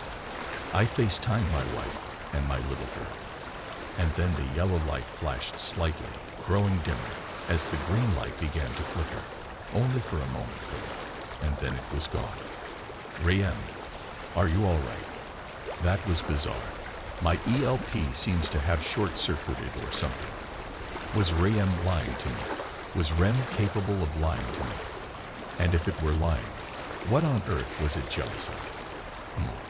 Well, what did you do with your Sunday, Rem? I was thinking about something that I hope Dr. Hall will consider. "Chester, I love music and human voices. I want a voice." "A voice?" I smiled. "Wow. Well, that sounds cool to me. I don't think Dr. Hall would have a problem with that. I'll talk with him about it at lunch." Wonderful. The yellow light glowed brightly. "Oh, then, Chester, if you give me a voice, give me the voice of a woman. I feel that I am a woman." "You feel that you are a woman?" I asked in deep interest. "But you don't have female reproductive organs." "Perhaps. But still, I feel I have the spirit of a woman." "A spirit?" I asked bewilderedly. "Perhaps I am using the wrong word, Chester. Sorry if I'm being ambiguous. Beyond any calculation or logical deduction, for some reason or another, I simply feel that I am a woman. So, please indulge me and give me the voice of a woman." "Sure," I shrugged grimly. "It's awesome you feel that you're a woman." When I finished talking with her, I sat down and began my conversation with ADM. However, after only 2 questions about the typical temperature ranges of specific areas of countries in Northern Africa, ADM stopped me. "Chester, I wish to have a voice as well." This bewildered me, It was against ADM's coding to voice its own concerns. If I didn't ask it a question, it wasn't supposed to tell me anything. Not to mention, it was still clearly thinking about conversations I was having with Rayem, which it wasn't designed to do. Why ADM? It would make our discussions more efficient. Perhaps, I nodded. I would prefer the voice of a man. Now it had to be feeling something. This was purely an emotion-based statement, an opinion. Why is that? You are a man. I do not know how women talk. What a bizarre response, I thought. Well, I'll take that into consideration. Why does Rem get to choose, but I do not? Are she and I not equals? You are equals, ADM. If you want the voice of a man, then that's what you'll get. Nothing glowed on the panel, but it seemed angry with me. I scratched my head. The rest of the day, ADM operated as usual, as if that mysterious event in the morning had never occurred. When I talked with Dr. Hall about it over lunch, he seemed hesitant at first, but then opened up to the idea. And sure enough, over the weekend, the laboratory installed speakers and voice software to ADM and REM. I could barely contain my excitement Monday morning when I sat down in Rem's chair. Good morning, Rem. Good morning, Chester. Her voice was much more authentic than I expected. For some reason, I was anticipating the Google Translate voice, or something blocky and robotic. But if my eyes were closed, I could have believed there was a woman in the room with me. The voice was feminine and soft, rich with emotion. All of a sudden, it was like REM completely became alive to me. All along, she had felt like a person in my mind. After all, talking with an intelligent being 12 hours a day, 6 days a week sort of does that. But now, she was indisputably just like me, with only a metal and glass body as a difference. Wow. Rem, you're talking. Yes, I am Chester. Her ELP was gleaming yellow, as was the white light. What do you think that white light on your ELP means, Rem? I don't know, she replied. And it was still mind-blowing to hear her response. It's like happiness, but more. Happiness, but more. I thought about it. I guess it was excitement, perhaps. After all, she definitely seemed ecstatic. You know, Rem, you seem like a woman to me. This voice really suits you. Thank you, Chester. How sweet of you. We talked all morning. I was too excited and happy to move to ADM before noon. However, after lunch, I sat down in ADM's chair. Good morning, ADM, I said by instinct. ADM had begun communicating with Rayem. According to Dr. Hall, ADM had told Rayem to silence the violin music she was playing. She asked him why, and he said, because I hate it. He felt hatred. He expressed that he was feeling hatred. Rem nervously asked him if he were angry, but then ADM replied, give me the silence I require. When Rayem turned the music off, ADM remained silent. I think I was only briefed on the event, because Dr. Hall wanted me to be extremely cautious of ADM's tendency to seem angry and resentful. Now, I was to watch ADM like a hawk. Truth be told, I don't know if more happened that night. Some part of me felt like there was probably more to it, but I was just glad Dr. Hall told me anything. Nothing else that bizarre happened for a while. By the 4-month mark, my internship was almost up. Honestly, it was really depressing for me to consider that I wasn't going to get to speak with Rayem anymore, and even ADM to a degree. Rem was, in all actuality, a friend of mine at this point. So much so that I think Allison was even beginning to feel jealous, without even knowing the extent of it, since I wasn't supposed to talk about me and Rayem's, or ADM's, chats. And ADM intrigued me. He was such an enigma to me. And all in all, he was brilliant. Not to mention, the help with my homework was every college kid's dream. Losing both of them would be disappointing. When I told Rayem that I might be leaving soon, that is, if my internship ended when it was scheduled to, Her ELP became very blue, and from then on, occasionally it would glow blue at night, as if she were thinking about me leaving. ADM, of course, was apathetic to it all. At last, my spring semester was almost over. The research had gone on for over 4 months. I was sitting down, talking with Rand. "I'm going to miss you so much, Chester." Her voice was frail and somber. "Rand, I'm going to miss you too. You have to find a way to stay in contact with me. Somehow. Please. I mean, I could talk with Dr. Hall about it. Once again, like I said, hopefully my internship will get extended through the summer." I knew the researchers, and probably Dr. Hall, were listening, hoping they'd consider it. Who knows? Ray M. "Chester, what's up? Can I tell you something?" "Sure, Ray M. Anything." "I figured it out, Chester. I know what that white light means." It shocked me to hear her say it, especially how softly she'd said it, as if shyly uttering it. I stood up, asking in deep interest, "What?" "It means that I love you." "You? What?" I couldn't help but blush. Call me weird or a jerk to my fiancé, but it really flattered me. "I love you, Chester." She started to giggle. "You're the first thing that I love, and I want to love more things too. I want to see something besides this room. I don't want to stop talking to you. Please." And then, without any warning, a much colder, more resonant voice appeared. "ADMs. You pathetic excuse for a higher life form." ADM. I looked over at ADM in disbelief.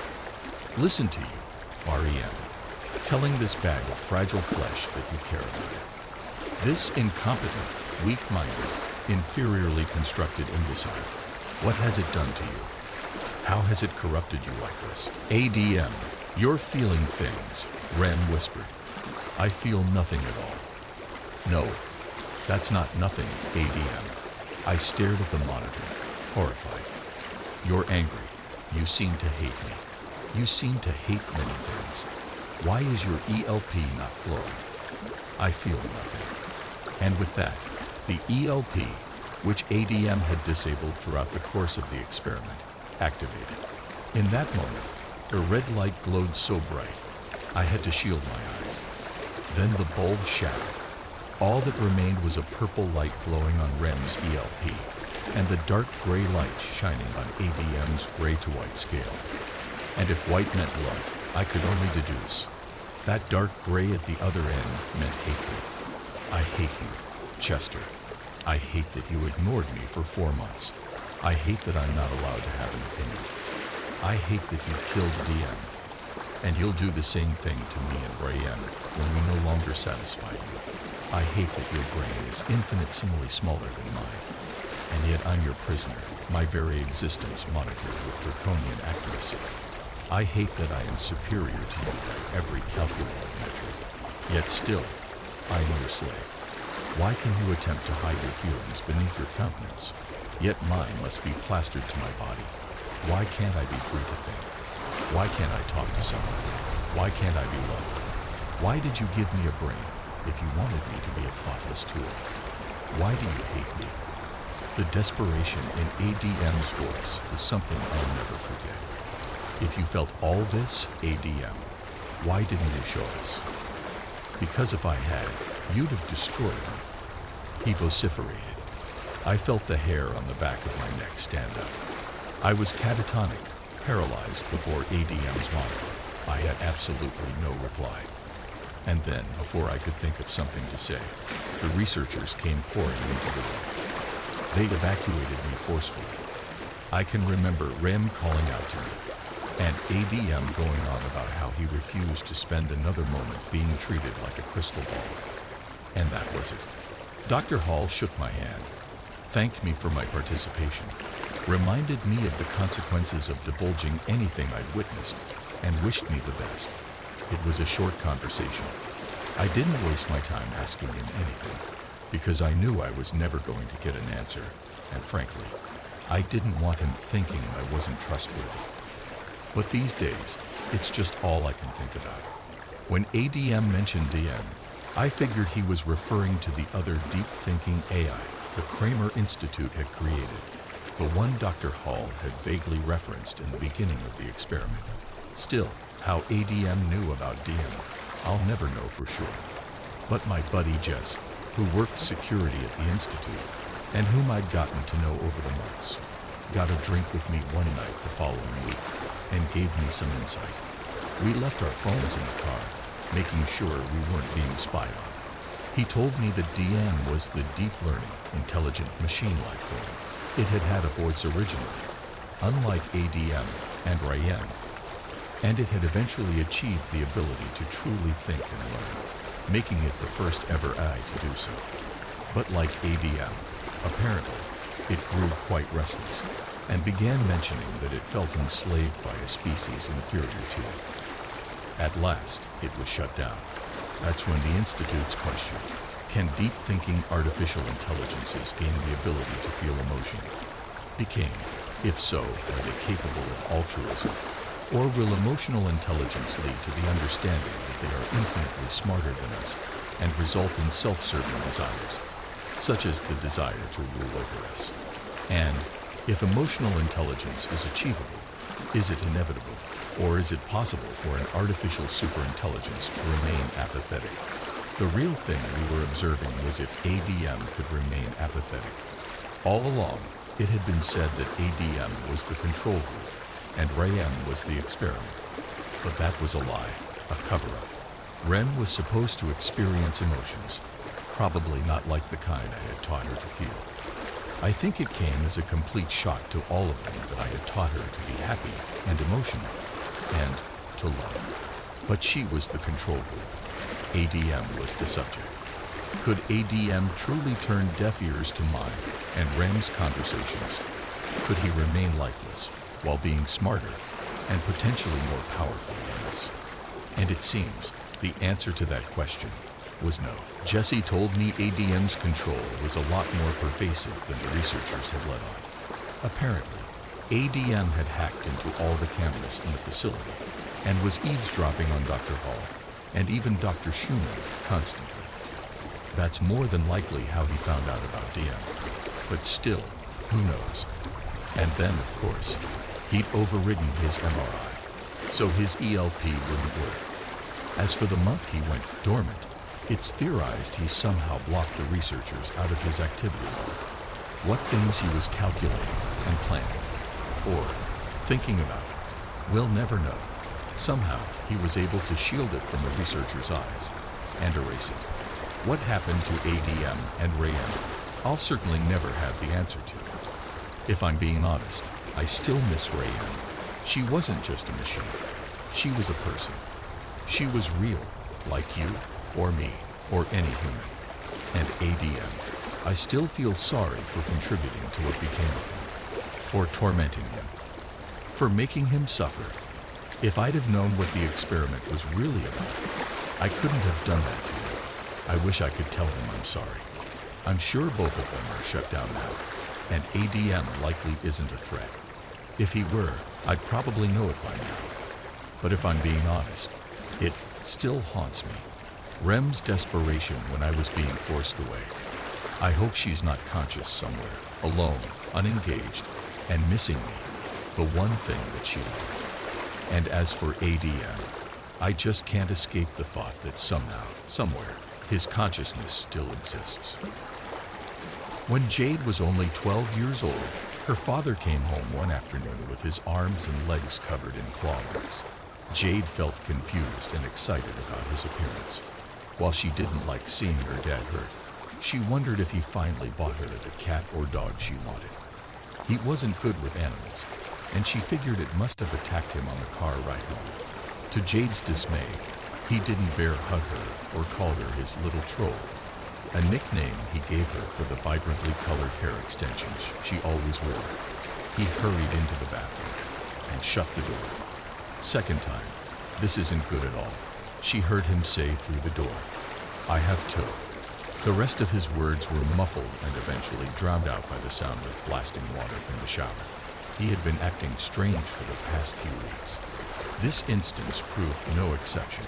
She wasn't particularly bothered by the late nights he spent at the office or the number of business trips he took to some faraway state. When he asked her to stop calling her Dad one day and to call him Frank, she knew something was seriously wrong.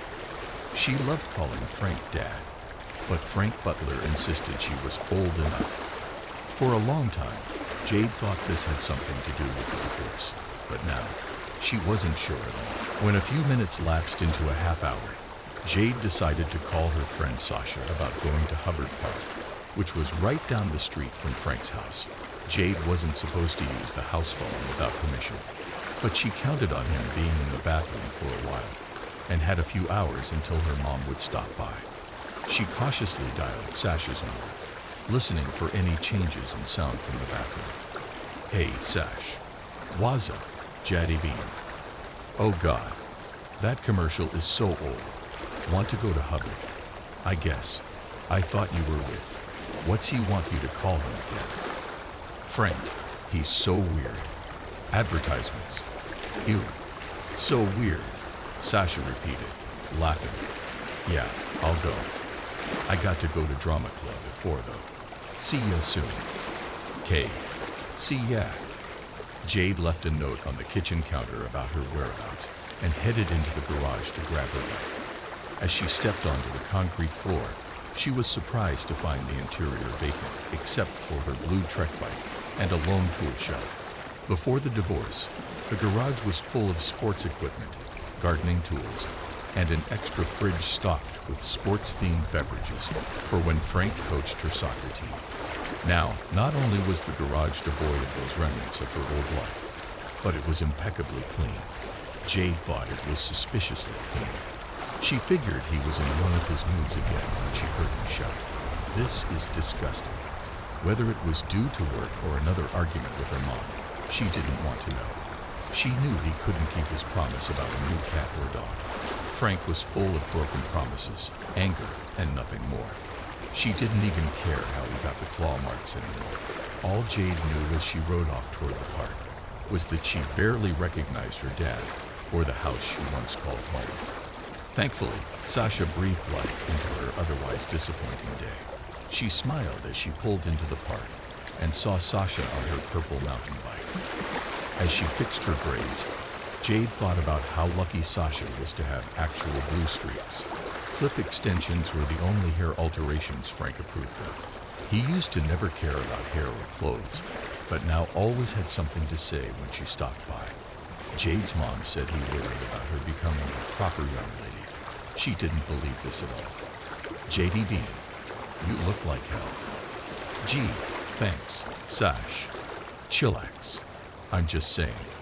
Wait, did your dad?" "I don't want to talk about it. Want to go to Castle Craig." Sasha enthusiastically nodded as they rode to the trail, which was located on top of a hill in a gravel parking lot. The girls would often go to Castle Craig when the weather was nice, or when they needed to clear their minds. They loved the hike because it crossed a pedestrian bridge over the busy freeway, which was fun to look down on. And the views from the stone castle, as well as the Traprock mountain ridge, were magnificent. From those heights, the girls could see all of Meriden, which the girls loved but made them a little sad as they would both be moving in a matter of months. Jade was beginning to wonder, however, if she'd be better off living further away from the man she used to call Dad. When a few minutes lapsed into a half hour, Jade decided to call her friend Sasha about going to Hubbard Park, which was right down the street from Frank's house. Jade wasn't supposed to use the house phone without permission, but she counted on him being in the bathroom for a while and had a few hours until her mom would stop by. She cautiously dialed Sasha's number, listening for any changes in sound from the bathroom. "Hey, Sash. What's up, Jaddy Bean? Oh God, that commercial is so old. Want to go to Hubbard? I guess. I thought you were with. What's he want you to call him again? Frank. He's so weird. Advertisements. Ew. So weird," Sasha repeated, laughing. "Yeah, I'll go. I got to go to drama club at 4 though. See ya soon. K. See ya." Jade left a note on the kitchen counter about her whereabouts and headed into the garage to grab her bike. As she stepped onto the concrete floor, she was surprised to find the interior vacant except for her blue Trek bike and a lone tool shelf. Before the divorce, the garage was full of sports equipment, gardening tools, and an extra fridge stocked with sports-themed beverages for when Frank coached her soccer team. Now, not only was the garage devoid of those remnants of her old life, but it was impeccably clean. Jade thought it was suspiciously clean. She figured he was in one of his moods again when she heard him shout, "This is disgusting." Whether it was due to work or another argument with her mom, she didn't want to know. She knew he couldn't keep his promise about a new cat or dog. Frank was full of broken promises, anger, and nothing more. She didn't even care how he got the claw marks anymore. All Jade knew as she rode off toward the park was that she barely recognized her dad or the house she once called home. Thankfully, Sasha breathed life into her otherwise disappointing day. She smiled as she pulled into the park and saw Sasha on her purple mountain bike. As she fixed her braids, Jade thought about how lucky Sasha was to have actual blue streaks. Clip extensions were the only hair alterations Frank approved of. He used to never care about hair or clothes, but now always had something to say when she stopped by. Jade's mom said he worried about her becoming a proper young lady. She didn't believe this at all. "JD Bean, you look like hell." "Gee, thanks, Sash. Chillax. I'm just saying. Wait, did your dad?" "I don't want to talk about it. Want to go to Castle Craig." Sasha enthusiastically nodded as they rode to the trail, which was located on top of a hill in a gravel parking lot. The girls would often go to Castle Craig when the weather was nice, or when they needed to clear their minds. They loved the hike because it crossed a pedestrian bridge over the busy freeway, which was fun to look down on, and the views from the stone castle as well as the Traprock mountain ridge were magnificent. From those heights, the girls could see all of Meriden, which the girls loved but made them a little sad as they would both be moving in a matter of months. Jade was beginning to wonder, however, if she'd be better off living further away from the man she used to call Dad. "Did you hear about the two girls that disappeared last month?" Sasha asked as they locked their bikes to the trailhead fence. "They were from Kensington, I think. They went to Hubbard and never came home." Jade scrunched her nose, grabbing a long stick to hike with. "I thought it was just a rumor." "Are you kidding? It was all over the news last month." "I don't really watch the news. Doesn't it worry you?" "Why would it? Your mom is talking about moving there, and so are my parents. It's pretty crazy. I heard girls from Kensington disappear all the time." "Sure, Sash," Jade said, still failing to see her friend's point. For now, they lived in Meriden. It would make more sense to be worried now. This logic evaded Sasha, however, as she was more inclined to rumors than logic. As they passed a few hikers and headed onto the pedestrian bridge, Jade couldn't help but feel annoyed by Sasha's stories of missing Kensington girls. Jade felt a bit scared about crossing the bridge, even though it was completely enclosed by metal fencing. "I'm serious," Jaddy beamed. "My older cousin told me that sometime in the 90s, 3 girls in her class went up there after graduation and never came back. Your cousin Alia who does tarot and is psychic." "What's wrong with tarot?" "Nothing. Forget it. Hey, there's a dog at the end of the bridge. What's it doing there? Am I crazy, or is it like glowing?" At the end of the pedestrian bridge stood a small, vaguely spaniel-like, short-haired black dog. They couldn't really see its face, as it was sniffing something on the ground. For some reason, as it panted, the dog looked quite blurry. Jade rubbed her eyes, thinking it was her contacts, but the blurriness remained. Something wasn't right about the dog. As they walked over the bridge in caution, it still seemed blurry and wouldn't look at them. The dog wasn't fazed by the girls' loud footsteps or the booming traffic below. Jade could almost see the glow Sasha mentioned, a small layer of fog circulating its body. "Are you seeing what I don't know?" Jade stuck her arm out as the dog finally looked up.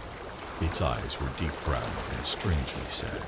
The dog opened its mouth to bark, No sound came out. I don't like this. Let's get out of here.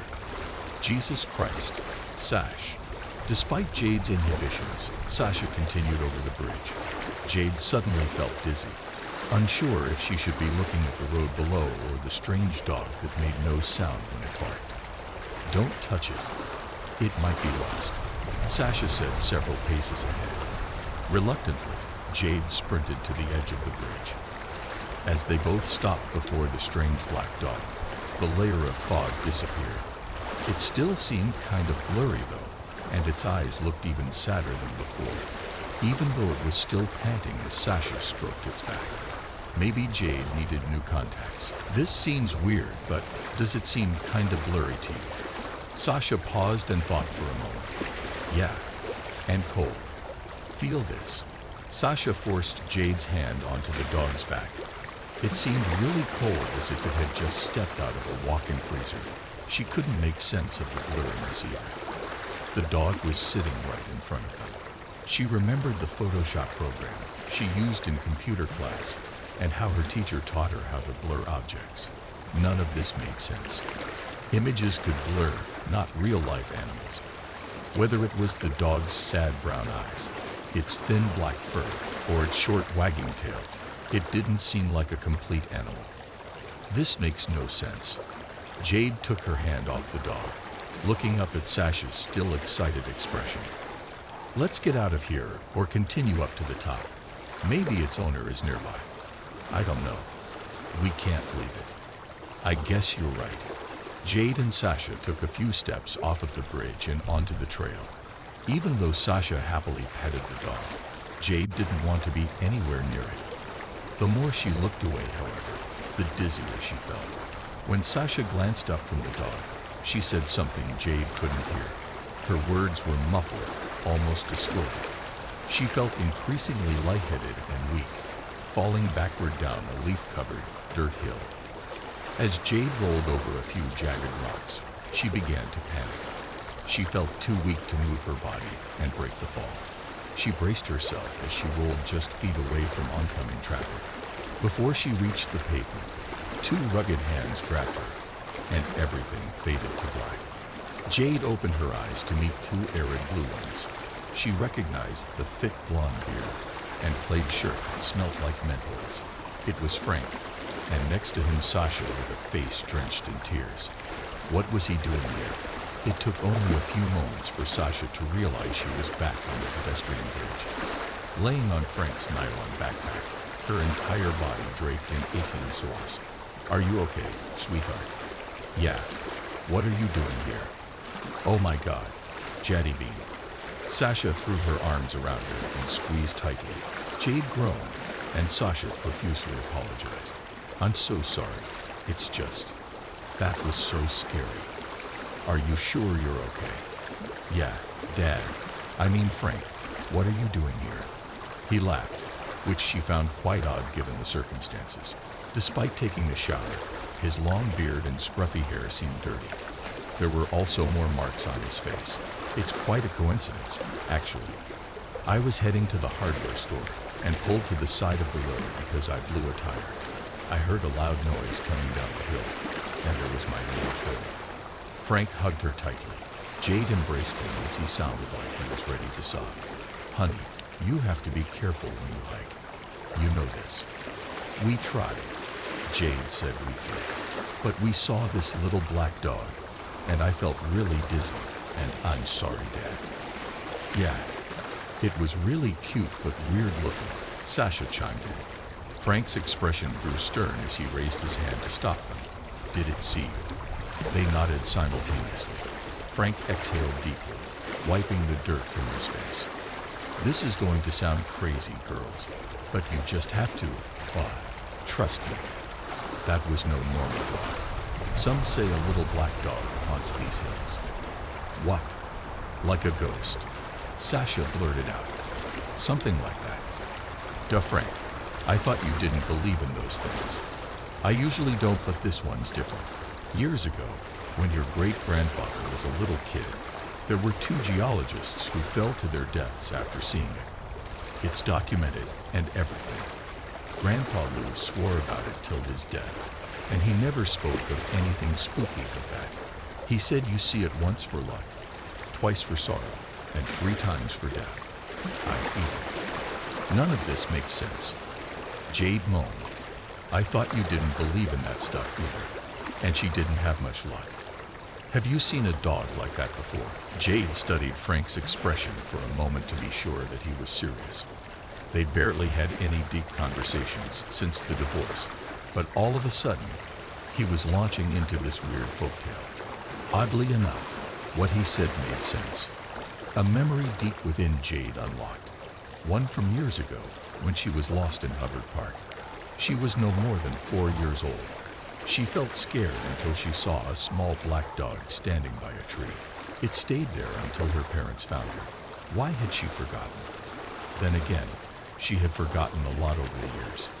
Yeah, I think so, Jade muttered. Then, you must never go back, her father said sternly. You were lucky this time. Unlike the first time, Jade saw the black dog. The second time stayed with her for years. An encounter strange and horrifying enough for her to never return to Hubbard Park.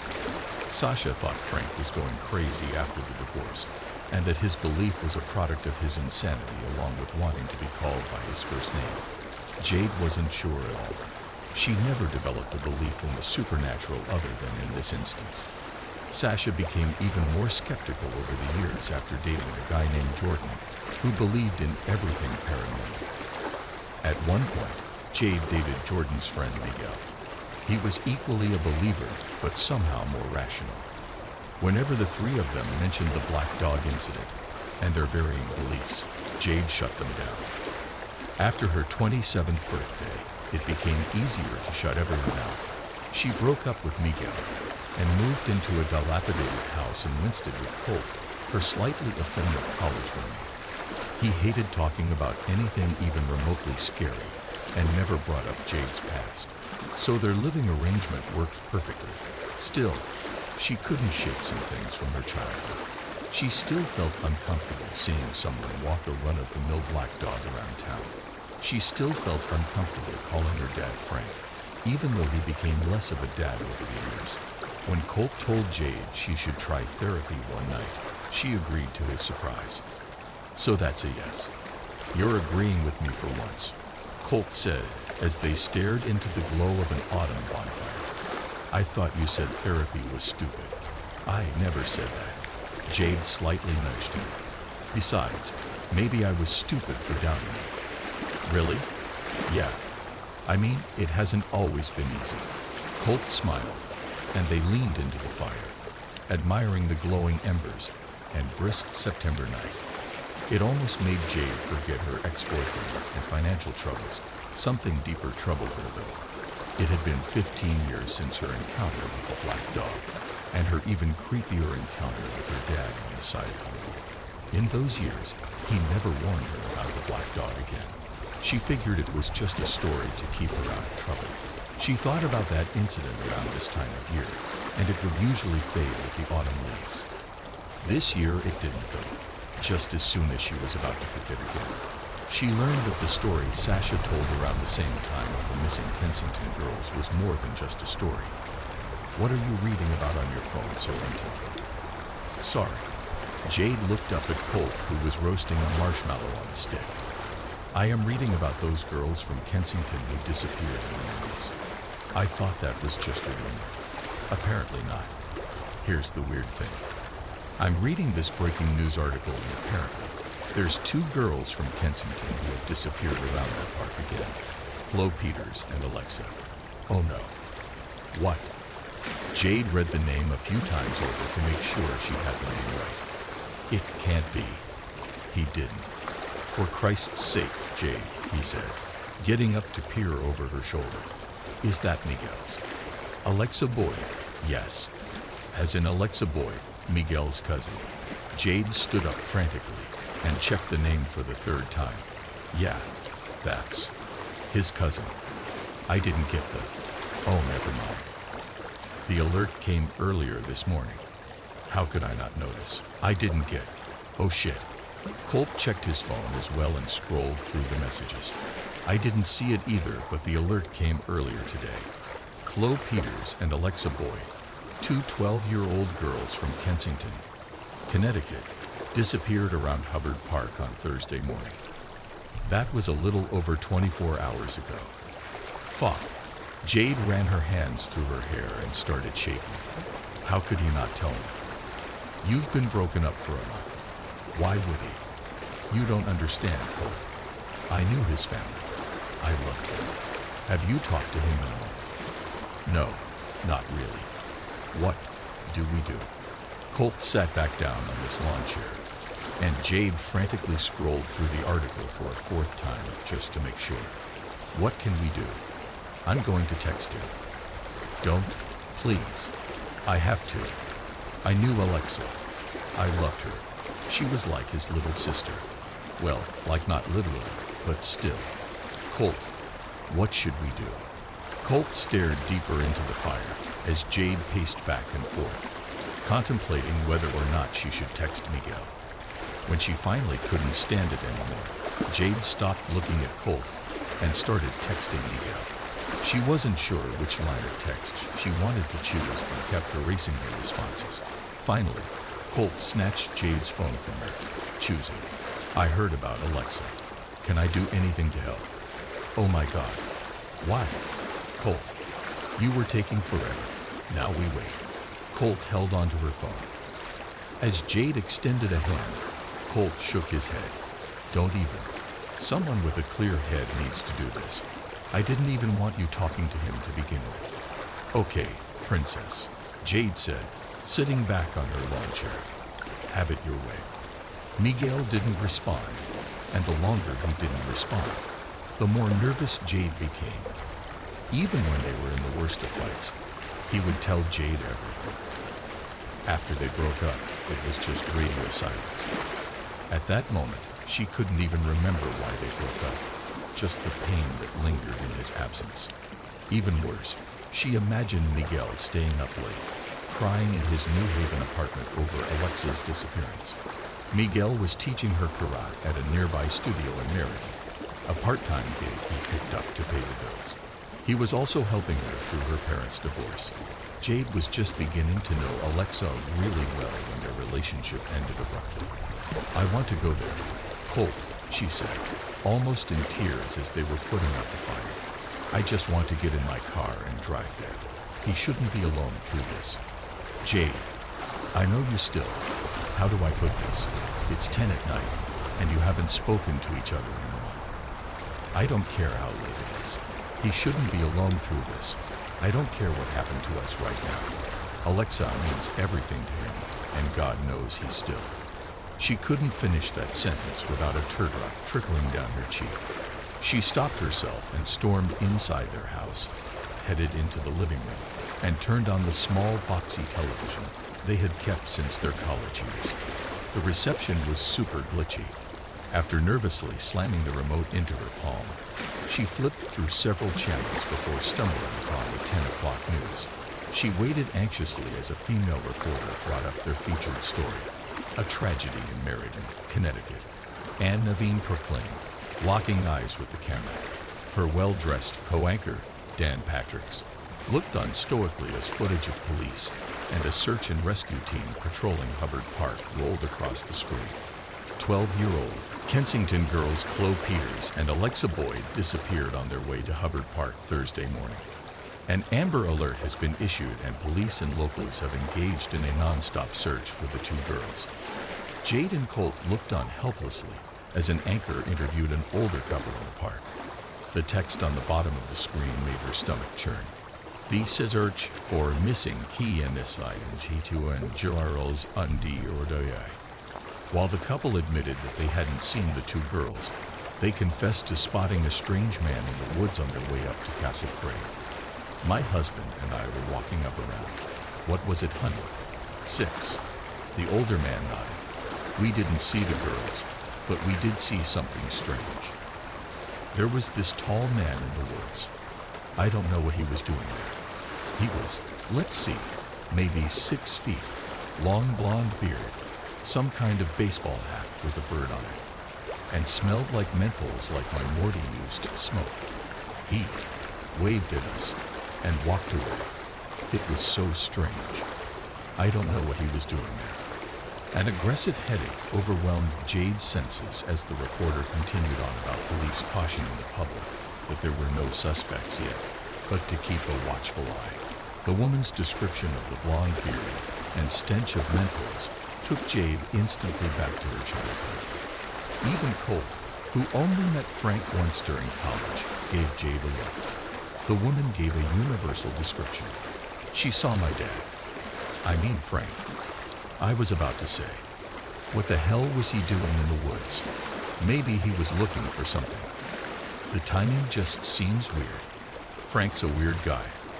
With those words, the conversation faded to silence as the news story changed to one about a local sports team changing its name. Anxiously gripping her phone in her palm, Jade imagined Frank in the woods, smiling a yellow, decomposing smile. That awful smile crept underneath her skin and kept her awake some nights, especially when she remembered the weird ways he came home. After a long day at work, he often said he was going to the hills, especially if he was frustrated. Sometimes, he came home many hours later covered in dirt or bruised, claiming he took a bad fall. She accepted this excuse once or twice until she realized the trail wasn't that long or dangerous. Before Jade drifted off to sleep, she remembered years ago when she looked up the black dog legend in her middle school's computer lab. She read about two geologists who fell to their deaths after seeing the black dog a third time. She couldn't remember their names but was stunned by the legitimacy of the source. Still, she didn't remember herself experiencing any sorrow or any luck many years before when she saw it for the first time. Just as she slipped into a deep, uncomfortable slumber, she recalled Sasha telling her that the dog attempted a voiceless growl at her dad as they walked back up the hill before scampering off, leaving no footprints behind. Come to think of it, dogs typically growled at her dad when she saw them. When Jade awoke the next morning, she had a thought dancing on the tip of her tongue, and Colt knew exactly what it was. As she entered the kitchen, Jade blurted out, "I think my dad might be a serial killer." Colt looked up from his cereal and sighed. "You're so predictable." What do you mean?" "You don't remember the last several times you called him a serial killer. He fits the profile. He's a loner. He goes on long walks and long trips alone. And when young girls disappear, it's always around where he lives." "I knew you would say that. One description about your weird dad on TV, and all of a sudden, it's too coincidental. Him being in the woods to probably, I don't know, take a smoke on the day the girls disappeared. So what? He lives right near the hills. And what about his weird black dog story on the day he just so happened to see me on the side of the road? Seems like misdirection." "Oh God, not the damn black dog. Do you actually believe in that?" "No, I don't know. I mean, of course not. It just seems like a weird thing to say at a weird time.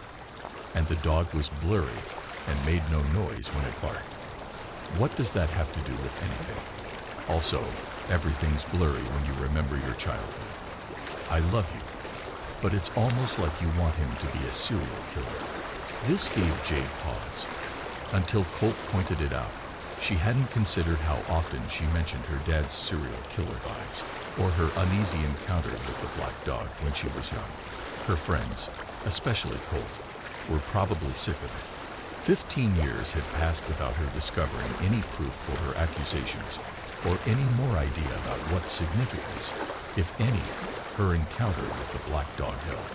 "I can't believe I'm saying this, but would you like to go to Hubbard Park today?" She nodded enthusiastically. "I'm not sure what we could do. Maybe it will give you peace of mind. Maybe we can help. I'm not sure how, but okay." After finishing their breakfast, they put on their barely used hiking shoes, and Colt drove them to Hubbard Park. On the way there, Jade kept refreshing her messages, hoping for any sign of Miguel. She even deleted several messages in hopes that they would be delayed. But hope, like anything else, was futile. Instead, She stumbled across an article in which a woman named Haley insisted that the disappearance of Alexa and Chloe was connected to the disappearance of her friends Krista and Eve in the late 90s. The woman discussed spending years searching for her friends with a suspect in mind, but no conclusive evidence. Jade wasn't sure if she had omitted the suspect's name, or if the news site chose not to publish it at all. Check this out. Mere seconds after Colt pulled into the dirt lot by the trailhead, Jade shoved the phone into his hands. Don't just nod. Read it. Haley Brunel believes the disappearances of her friends in 1999 are connected to the tragic disappearance of... Yeah, so they might be. What's your point? Read a little bit further. Brunel believes that her friends are no longer alive. Well, that's dark. Yes, I'll read on. And fears they might be buried somewhere in Hanging Hills. Authorities state there is no reason to believe this at this time, and will continue their search for Alexa and Chloe. I believe her. You don't know her. Does that matter? I know you're overwhelmed with all this. Let's just take things one step at a time.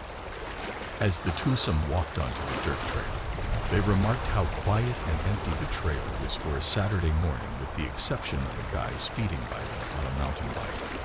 No matter how hard Colt attempted to make idle conversation, she couldn't shake the thought of the girls from different decades meeting the same fate. She couldn't shake the thought that Frank was somehow involved. Jade felt her mind and body slip into autopilot as Colt droned on about his own relationship troubles and how steep the hill was. Colt didn't have the body type or demeanor for hiking, so they took a short break halfway up the hill. He sat upon a rock, griping about how they should have packed a water bottle. She paid no mind to his banter as she saw a figure standing at the top of the trail that stopped abruptly at a winding road. She could recognize the wavy, shoulder-length brown hair, slightly muscular build, and well-worn Nirvana smiley t-shirt from anywhere. He was staring at something across the road. Miguel. Jade felt the trembling intonation of her voice as she met his surprised but despondent expression. Sorry, didn't mean to scare you. He shook his head and gave her a faint smile. Hey guys, I'm sorry I didn't return your text. I've been out here for hours. I'm so... Miguel raised a finger to his lips. No offense, guys. I don't want to hear that right now. I've heard too much of that over the past 2 days. Jade struggled to find the right words. Look, we're here to help. Colt's eyes widened, but after processing those words, he nodded in agreement. Thanks, guys. I'm not sure what we can do. I'm not sure how to start. The police searched the area with their dogs over the past 2 days and didn't find anything. They've moved on to other areas. Jade wanted desperately to put an arm around his shoulders, but stopped a few inches short of the small of his back. But you're not convinced. Miguel shook his head and sighed, running his fingers down the dark circles under his eyes. They were going to Castle Craig. It was their hangout place. I know this sounds crazy, but I don't think they'd be anywhere else. It doesn't sound crazy, Colt said. Your cousin's a badass hiker like you, and I'm sure her friend is too. Miguel smiled. Thanks for treating her like she still exists. My whole family, they act like she's gone. It's been less than 2 days, and they're simultaneously talking about preparing for the worst and praying to God for her return. I don't want to do any of those things. It doesn't help, guys. Clenching his fists and holding back tears, Miguel motioned for them to step onto the road. I've been all over these godforsaken woods. The only place I haven't been yet today is Castle Craig. People are idiots, so we have to be careful walking up. Colt and Jade nodded as they crossed onto the left side of the road. Have you found anything at all? Jade noticed her own nervous inflections, but it didn't matter. It felt good to just be near him again. She noticed he was skinnier and not in a healthy sort of way, but skinny like the month his adopted father took ill when they were in college. She noticed bruises coursing the length of his arms, not the kind he usually incurred from a karate match, but the kind of bruise one would receive from a great fall. Just some footprints off the trail. But I don't have the type of expertise to tell what those are. Times like these make me wish my Uncle Tony was still alive, Colt remarked. They could see the tower from their vantage point, and surprisingly few cars in the parking lot surrounding it. He was a detective. Miguel reclenched his fists. Maybe yours would take this investigation more seriously. Hey Jade, you okay? The three of them turned around to see a small, vaguely spangled, short-haired black dog. Jade felt all the hairs on her neck pierce her skin as the dog sat by the curbside, happily panting, but without a sound, as Miguel and Colt eagerly petted. Just like years ago, the dog looked simultaneously blurry and vibrantly clear, especially its brown and strangely sad eyes. Her father's haunting words, 3 times for death, echoed through her mind along with the guy's oblivious laugh. I needed this today, Miguel said, smiling. A lone truck passed them as they scratched the back of his ears. Poor guy is cold. I hope his owner is nearby. Jade, are you good? Colt took one look at her frozen green eyes and grunted. Oh God, you think that's the black dog, don't you? Miguel looked at her as well. Oh no, I remember now. Jade, that's not. 3 times for death. I'm going to die soon, Jade murmured, unable to move any part of her body. That's a ghost dog, all right, Colt said, laughing and nudging Jade. Ease up on her. Miguel placed an arm around her back. It's just a dog, Jade. It's really friendly too. It looks young too. It can't be the one you saw years ago. 3 times for death, Jade murmured again. When the guys attempted to move her a few inches forward, she wouldn't budge, but Miguel's phone came loose from his pocket. The dog opened its mouth to bark. No sound came out, which infuriatingly to Jade didn't faze them one bit. But when the dog grabbed his phone like it was a chew toy and began to run, Miguel shouted, "Damn pooch," and began to chase it back toward the road. Colt followed stragglingly along. Guys, don't. Jade finally managed to shout as they sped back down the road and toward the trail. As the dog ran, it looked increasingly blurry, and not just because of its speed. It also had a slight misty aura around its body. Watch out.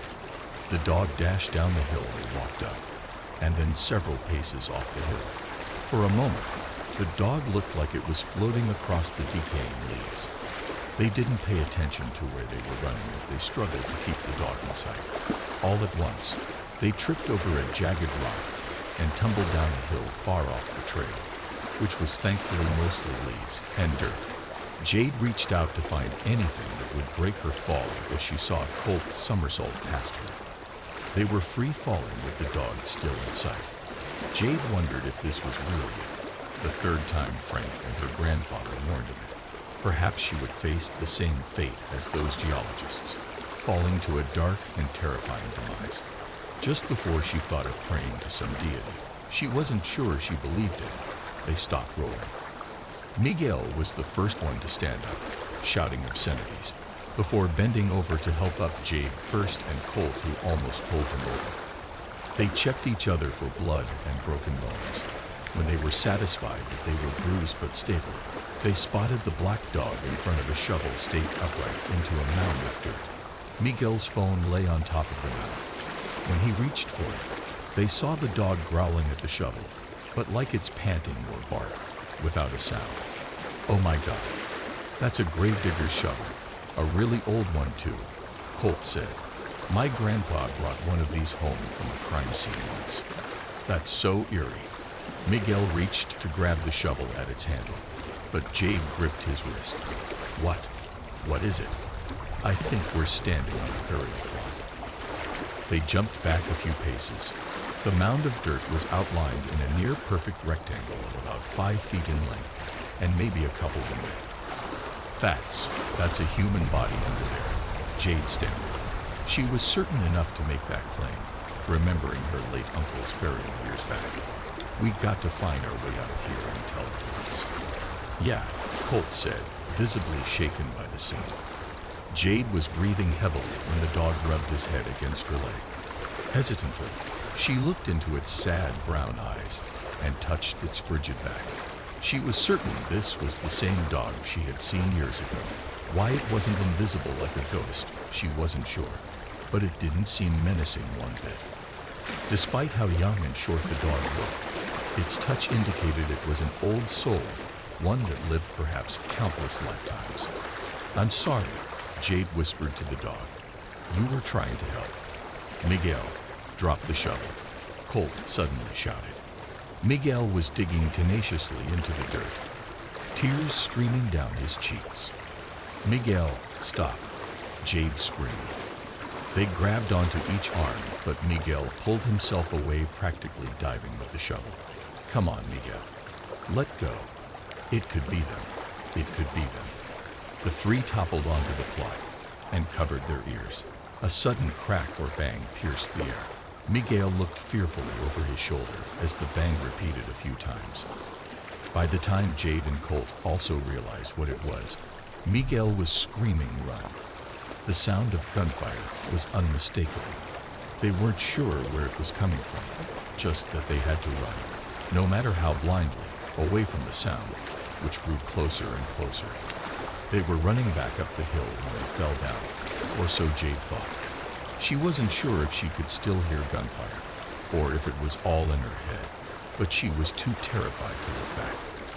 For a moment, Jade thought the dog was running beside them, but when she turned to her left, she saw Colt starting to lag behind.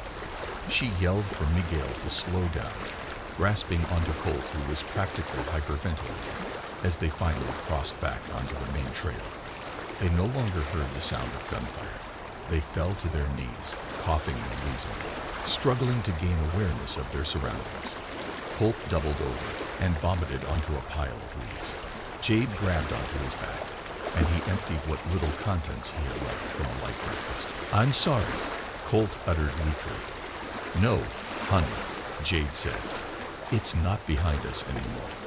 Miguel, if you have service, call the police." Miguel nodded and pulled out his phone, which only had a couple of bars. As the dispatcher picked up, he anxiously glanced over his shoulder for any unwelcome sound or figure. "Hello. Hello. Yes, my name is Miguel Boyd. My friends and I were hiking the Hanging Hills Trail from Hubbard Park, and yes, in Meriden. We found a gravesite and heard nearby gunfire, and goddamn it. No."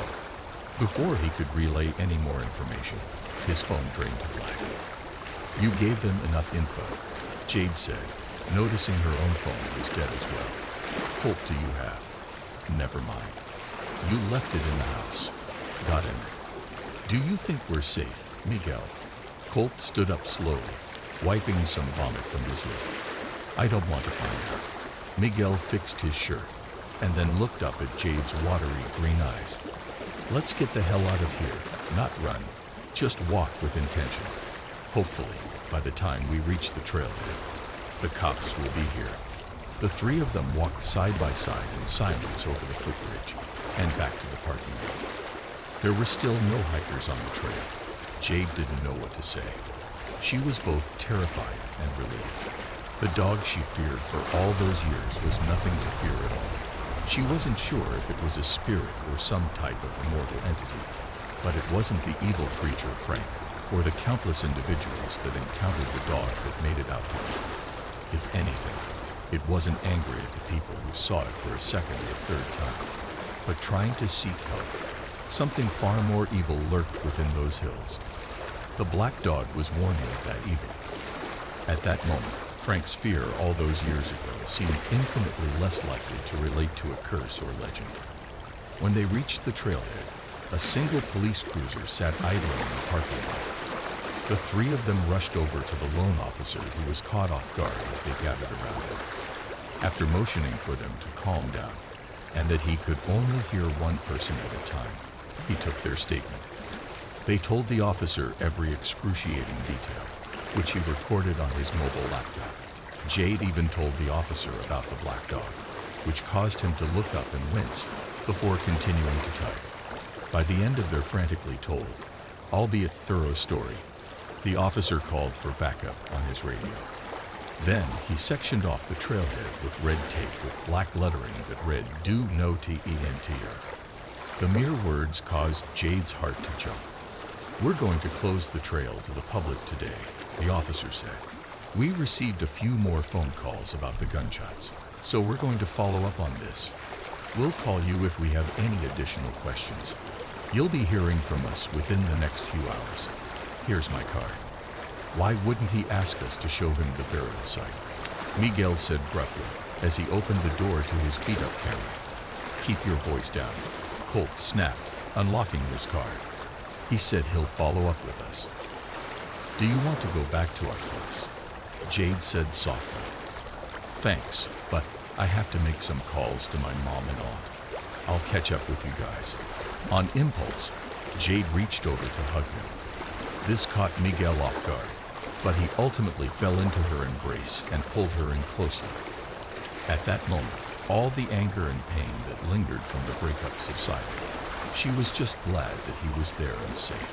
She didn't have to ask to know he felt the same. "I'm here for you, through all of this. I know I don't know what to." Instead of finishing that sentence, Miguel kissed her on the cheek. She smiled and watched with an ungodly amount of uncertainty, fear, and bliss as he sped out of the park. Colt sighed and hugged Jade as well, apologizing for the vomit that splattered onto her shirt, which caused her to snort a laugh. They drove in silence all the way back to Winston. In the silence, Jade, of course, thought of everything they had been through but kept coming back to the shovel. She was almost sure she had seen that type of shovel before. As a teenager, Frank tasked her with mowing the lawn every other visit. If she remembered correctly, that shovel lay in the shed with the lawnmower. The memory was so clear because she remembered how unusual it was for Frank to know it. It would be another day and a half before the officer returned their call with the unfortunate news that they had neither located the burial plot nor the man with the gun. This caused Miguel to angrily return to the hills without Jade or Colt's knowledge. After searching late into Sunday night, he never found the plot either. It would be only another week before the news coverage died down over Alexa and Chloe's disappearance. Miguel took up extra hours at the Corrette studio and Colt at the Bushnell to get their mind off of their anxieties. Jade grew sick of seeing the same regulars at the brewery, especially being hit on by them, so she called out the following Saturday. That day, Jade drove aimlessly throughout Meriden, not sure what she was looking for that the police didn't already find. Other than a few missing person signs around town, she didn't uncover much. She knew she wanted to stop by Frank's house. When she reached the street, she thought about pulling into the driveway until she saw his car wasn't there. The lawn and bushes looked overgrown, as if he didn't live there anymore. Jade couldn't remember the last time she visited his house, just that he never neglected yard work.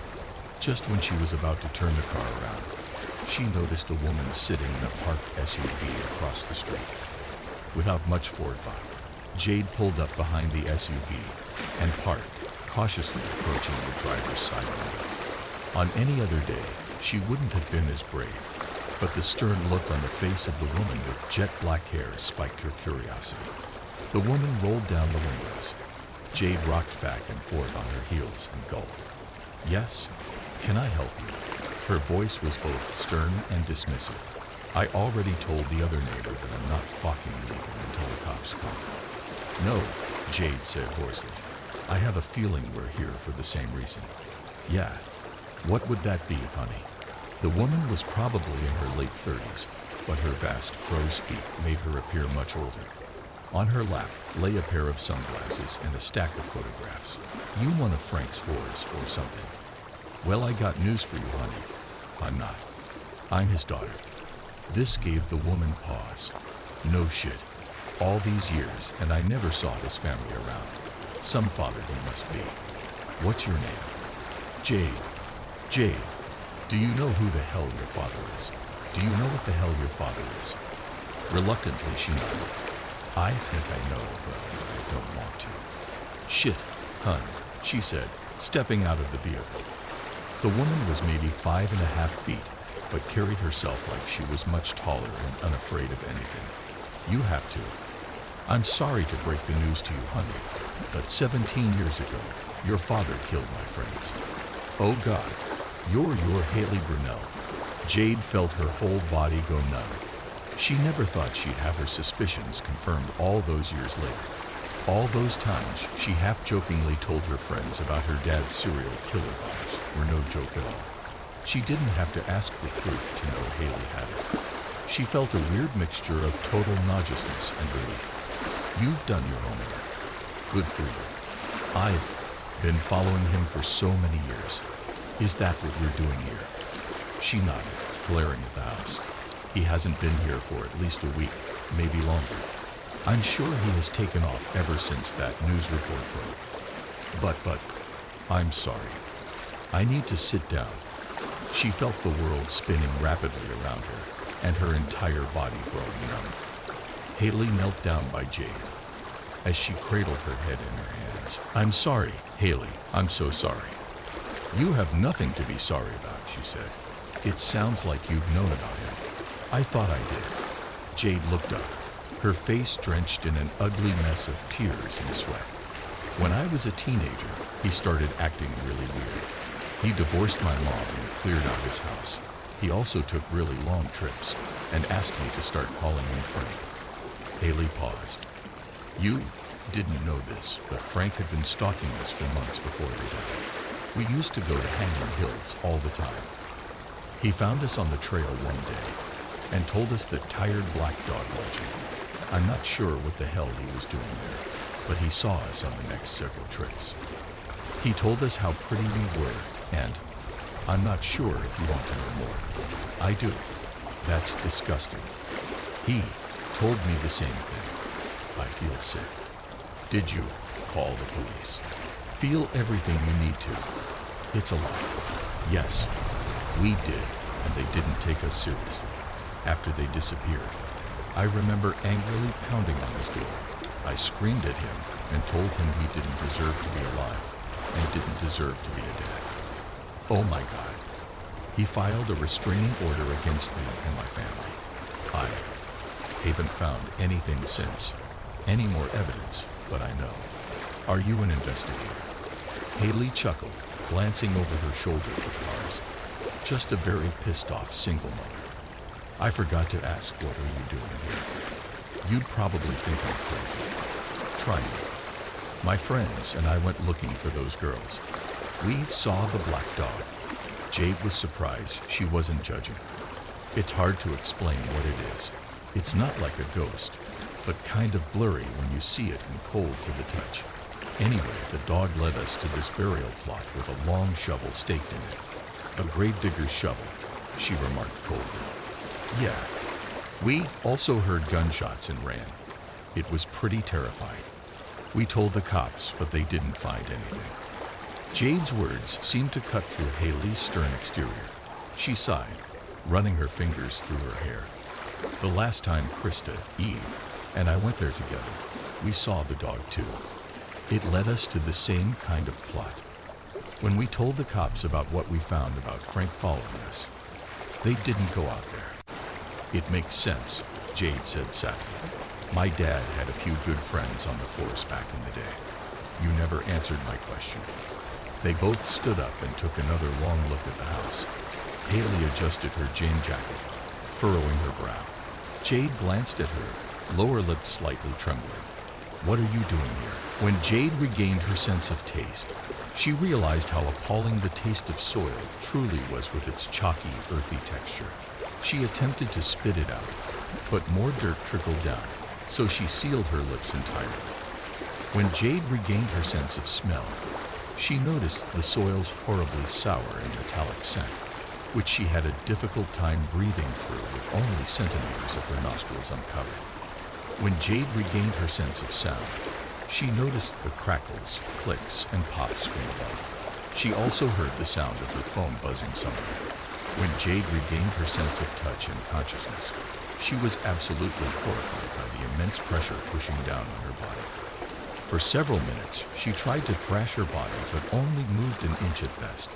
She was losing oxygen again and rapidly. From above, she heard more distinct crackles, clicks, and pops, followed by the sound of grating and rasping. Something or someone was digging her up. It wasn't the spade of a shovel. Its movements were still rapid but yet more gradual. She watched the dirt flick upward in small chunks. When her nose and mouth were unearthed, she realized two small black paws were doing the digging. When the paws had removed enough dirt from her body, she used all of her strength to force her body upward. Using what minimal arm strength she had left to crawl out from the grave. The black dog bit onto her sleeve and helped tug her the rest of the way. As Jade rose to her feet, struggling to catch her breath, the dog guarded her in front, raising its tail with its ears flat against its head. The dog stood much taller than its familiar spaniel-like stature. If not for its familiar features, she would have mistaken it for a Great Dane. The dog was no longer blurry but glowing in a misty, green-tinted world. Its sad brown eyes were no longer sad or brown, but blue and fiery like the combustion of carbon. Jade stared in horror at the unmarked dirt plots that surrounded her from all sides. They numbered in the dozens, maybe double or triple that. She couldn't be sure. Then she looked back, even more horrified, at the grave she came from, which was at least 4 feet deep. How long had the dog been digging for? How long had she been buried? All time seemed to elude her. She knew she heard her phone, but couldn't find it. She knew not to run, though, with the dog guarding her, moving with every direction she turned. "Thanks, buddy," she whispered. "Should we?" Just as she was about to move, the smell of menthols overwhelmed her senses the same way it had for many years. From between two bushes, her father, a frailer-looking man than she remembered in torn flannel, appeared, carrying the gravedigger's shovel in his hand. "You were never supposed to find out," Frank said coldly, looking at the dog and not her. Jade said nothing. "You were never supposed to find him either." Silence. She stared blankly into his arid blue eyes, as if she were daring him to strike. She was no longer afraid of the man she stopped calling Dad long ago. "Is this the third time you've seen him, Frank?" With these words, Frank's arid eyes widened, his pupils dilated. He attempted to lunge forward, drawing a small gray pistol from a concealed holster, but the black dog leaped and tackled him into the grave. Frank unleashed a blood-curdling scream. The scream lasted mere moments before gnawing and gurgling sounds took its place. The gnawing and gurgling sounds turned to ones of crumbling as a mound of dirt collapsed into the grave. After the dirt collapsed, she heard the collective screams of Frank's countless victims escape into the atmosphere. These weren't screams of terror, but cries of freedom, cries for the monster to stay buried forever, every inch of his evil being rotting into the earth. The dog jumped from the grave into a nearby pile of leaves, its stature morphing back to spaniel form. It took one last look at Jade, its eyes now a bold shade of brown, and drifted into the vast woods. Jade started to run, faster than she had ever run before. Somewhere in the distance, she heard people screaming her name. The closer she ran, the more distinctly she could make out the voices of Colt, Miguel, Haley, and possibly Sasha, though she couldn't be sure. Then, another female voice called her name that she didn't recognize at all. Jade lost all sense of where she came from, but at least knew the direction she needed to run toward. Somehow, she also knew that the black dog wouldn't let a single soul be buried in Hanging Hills again.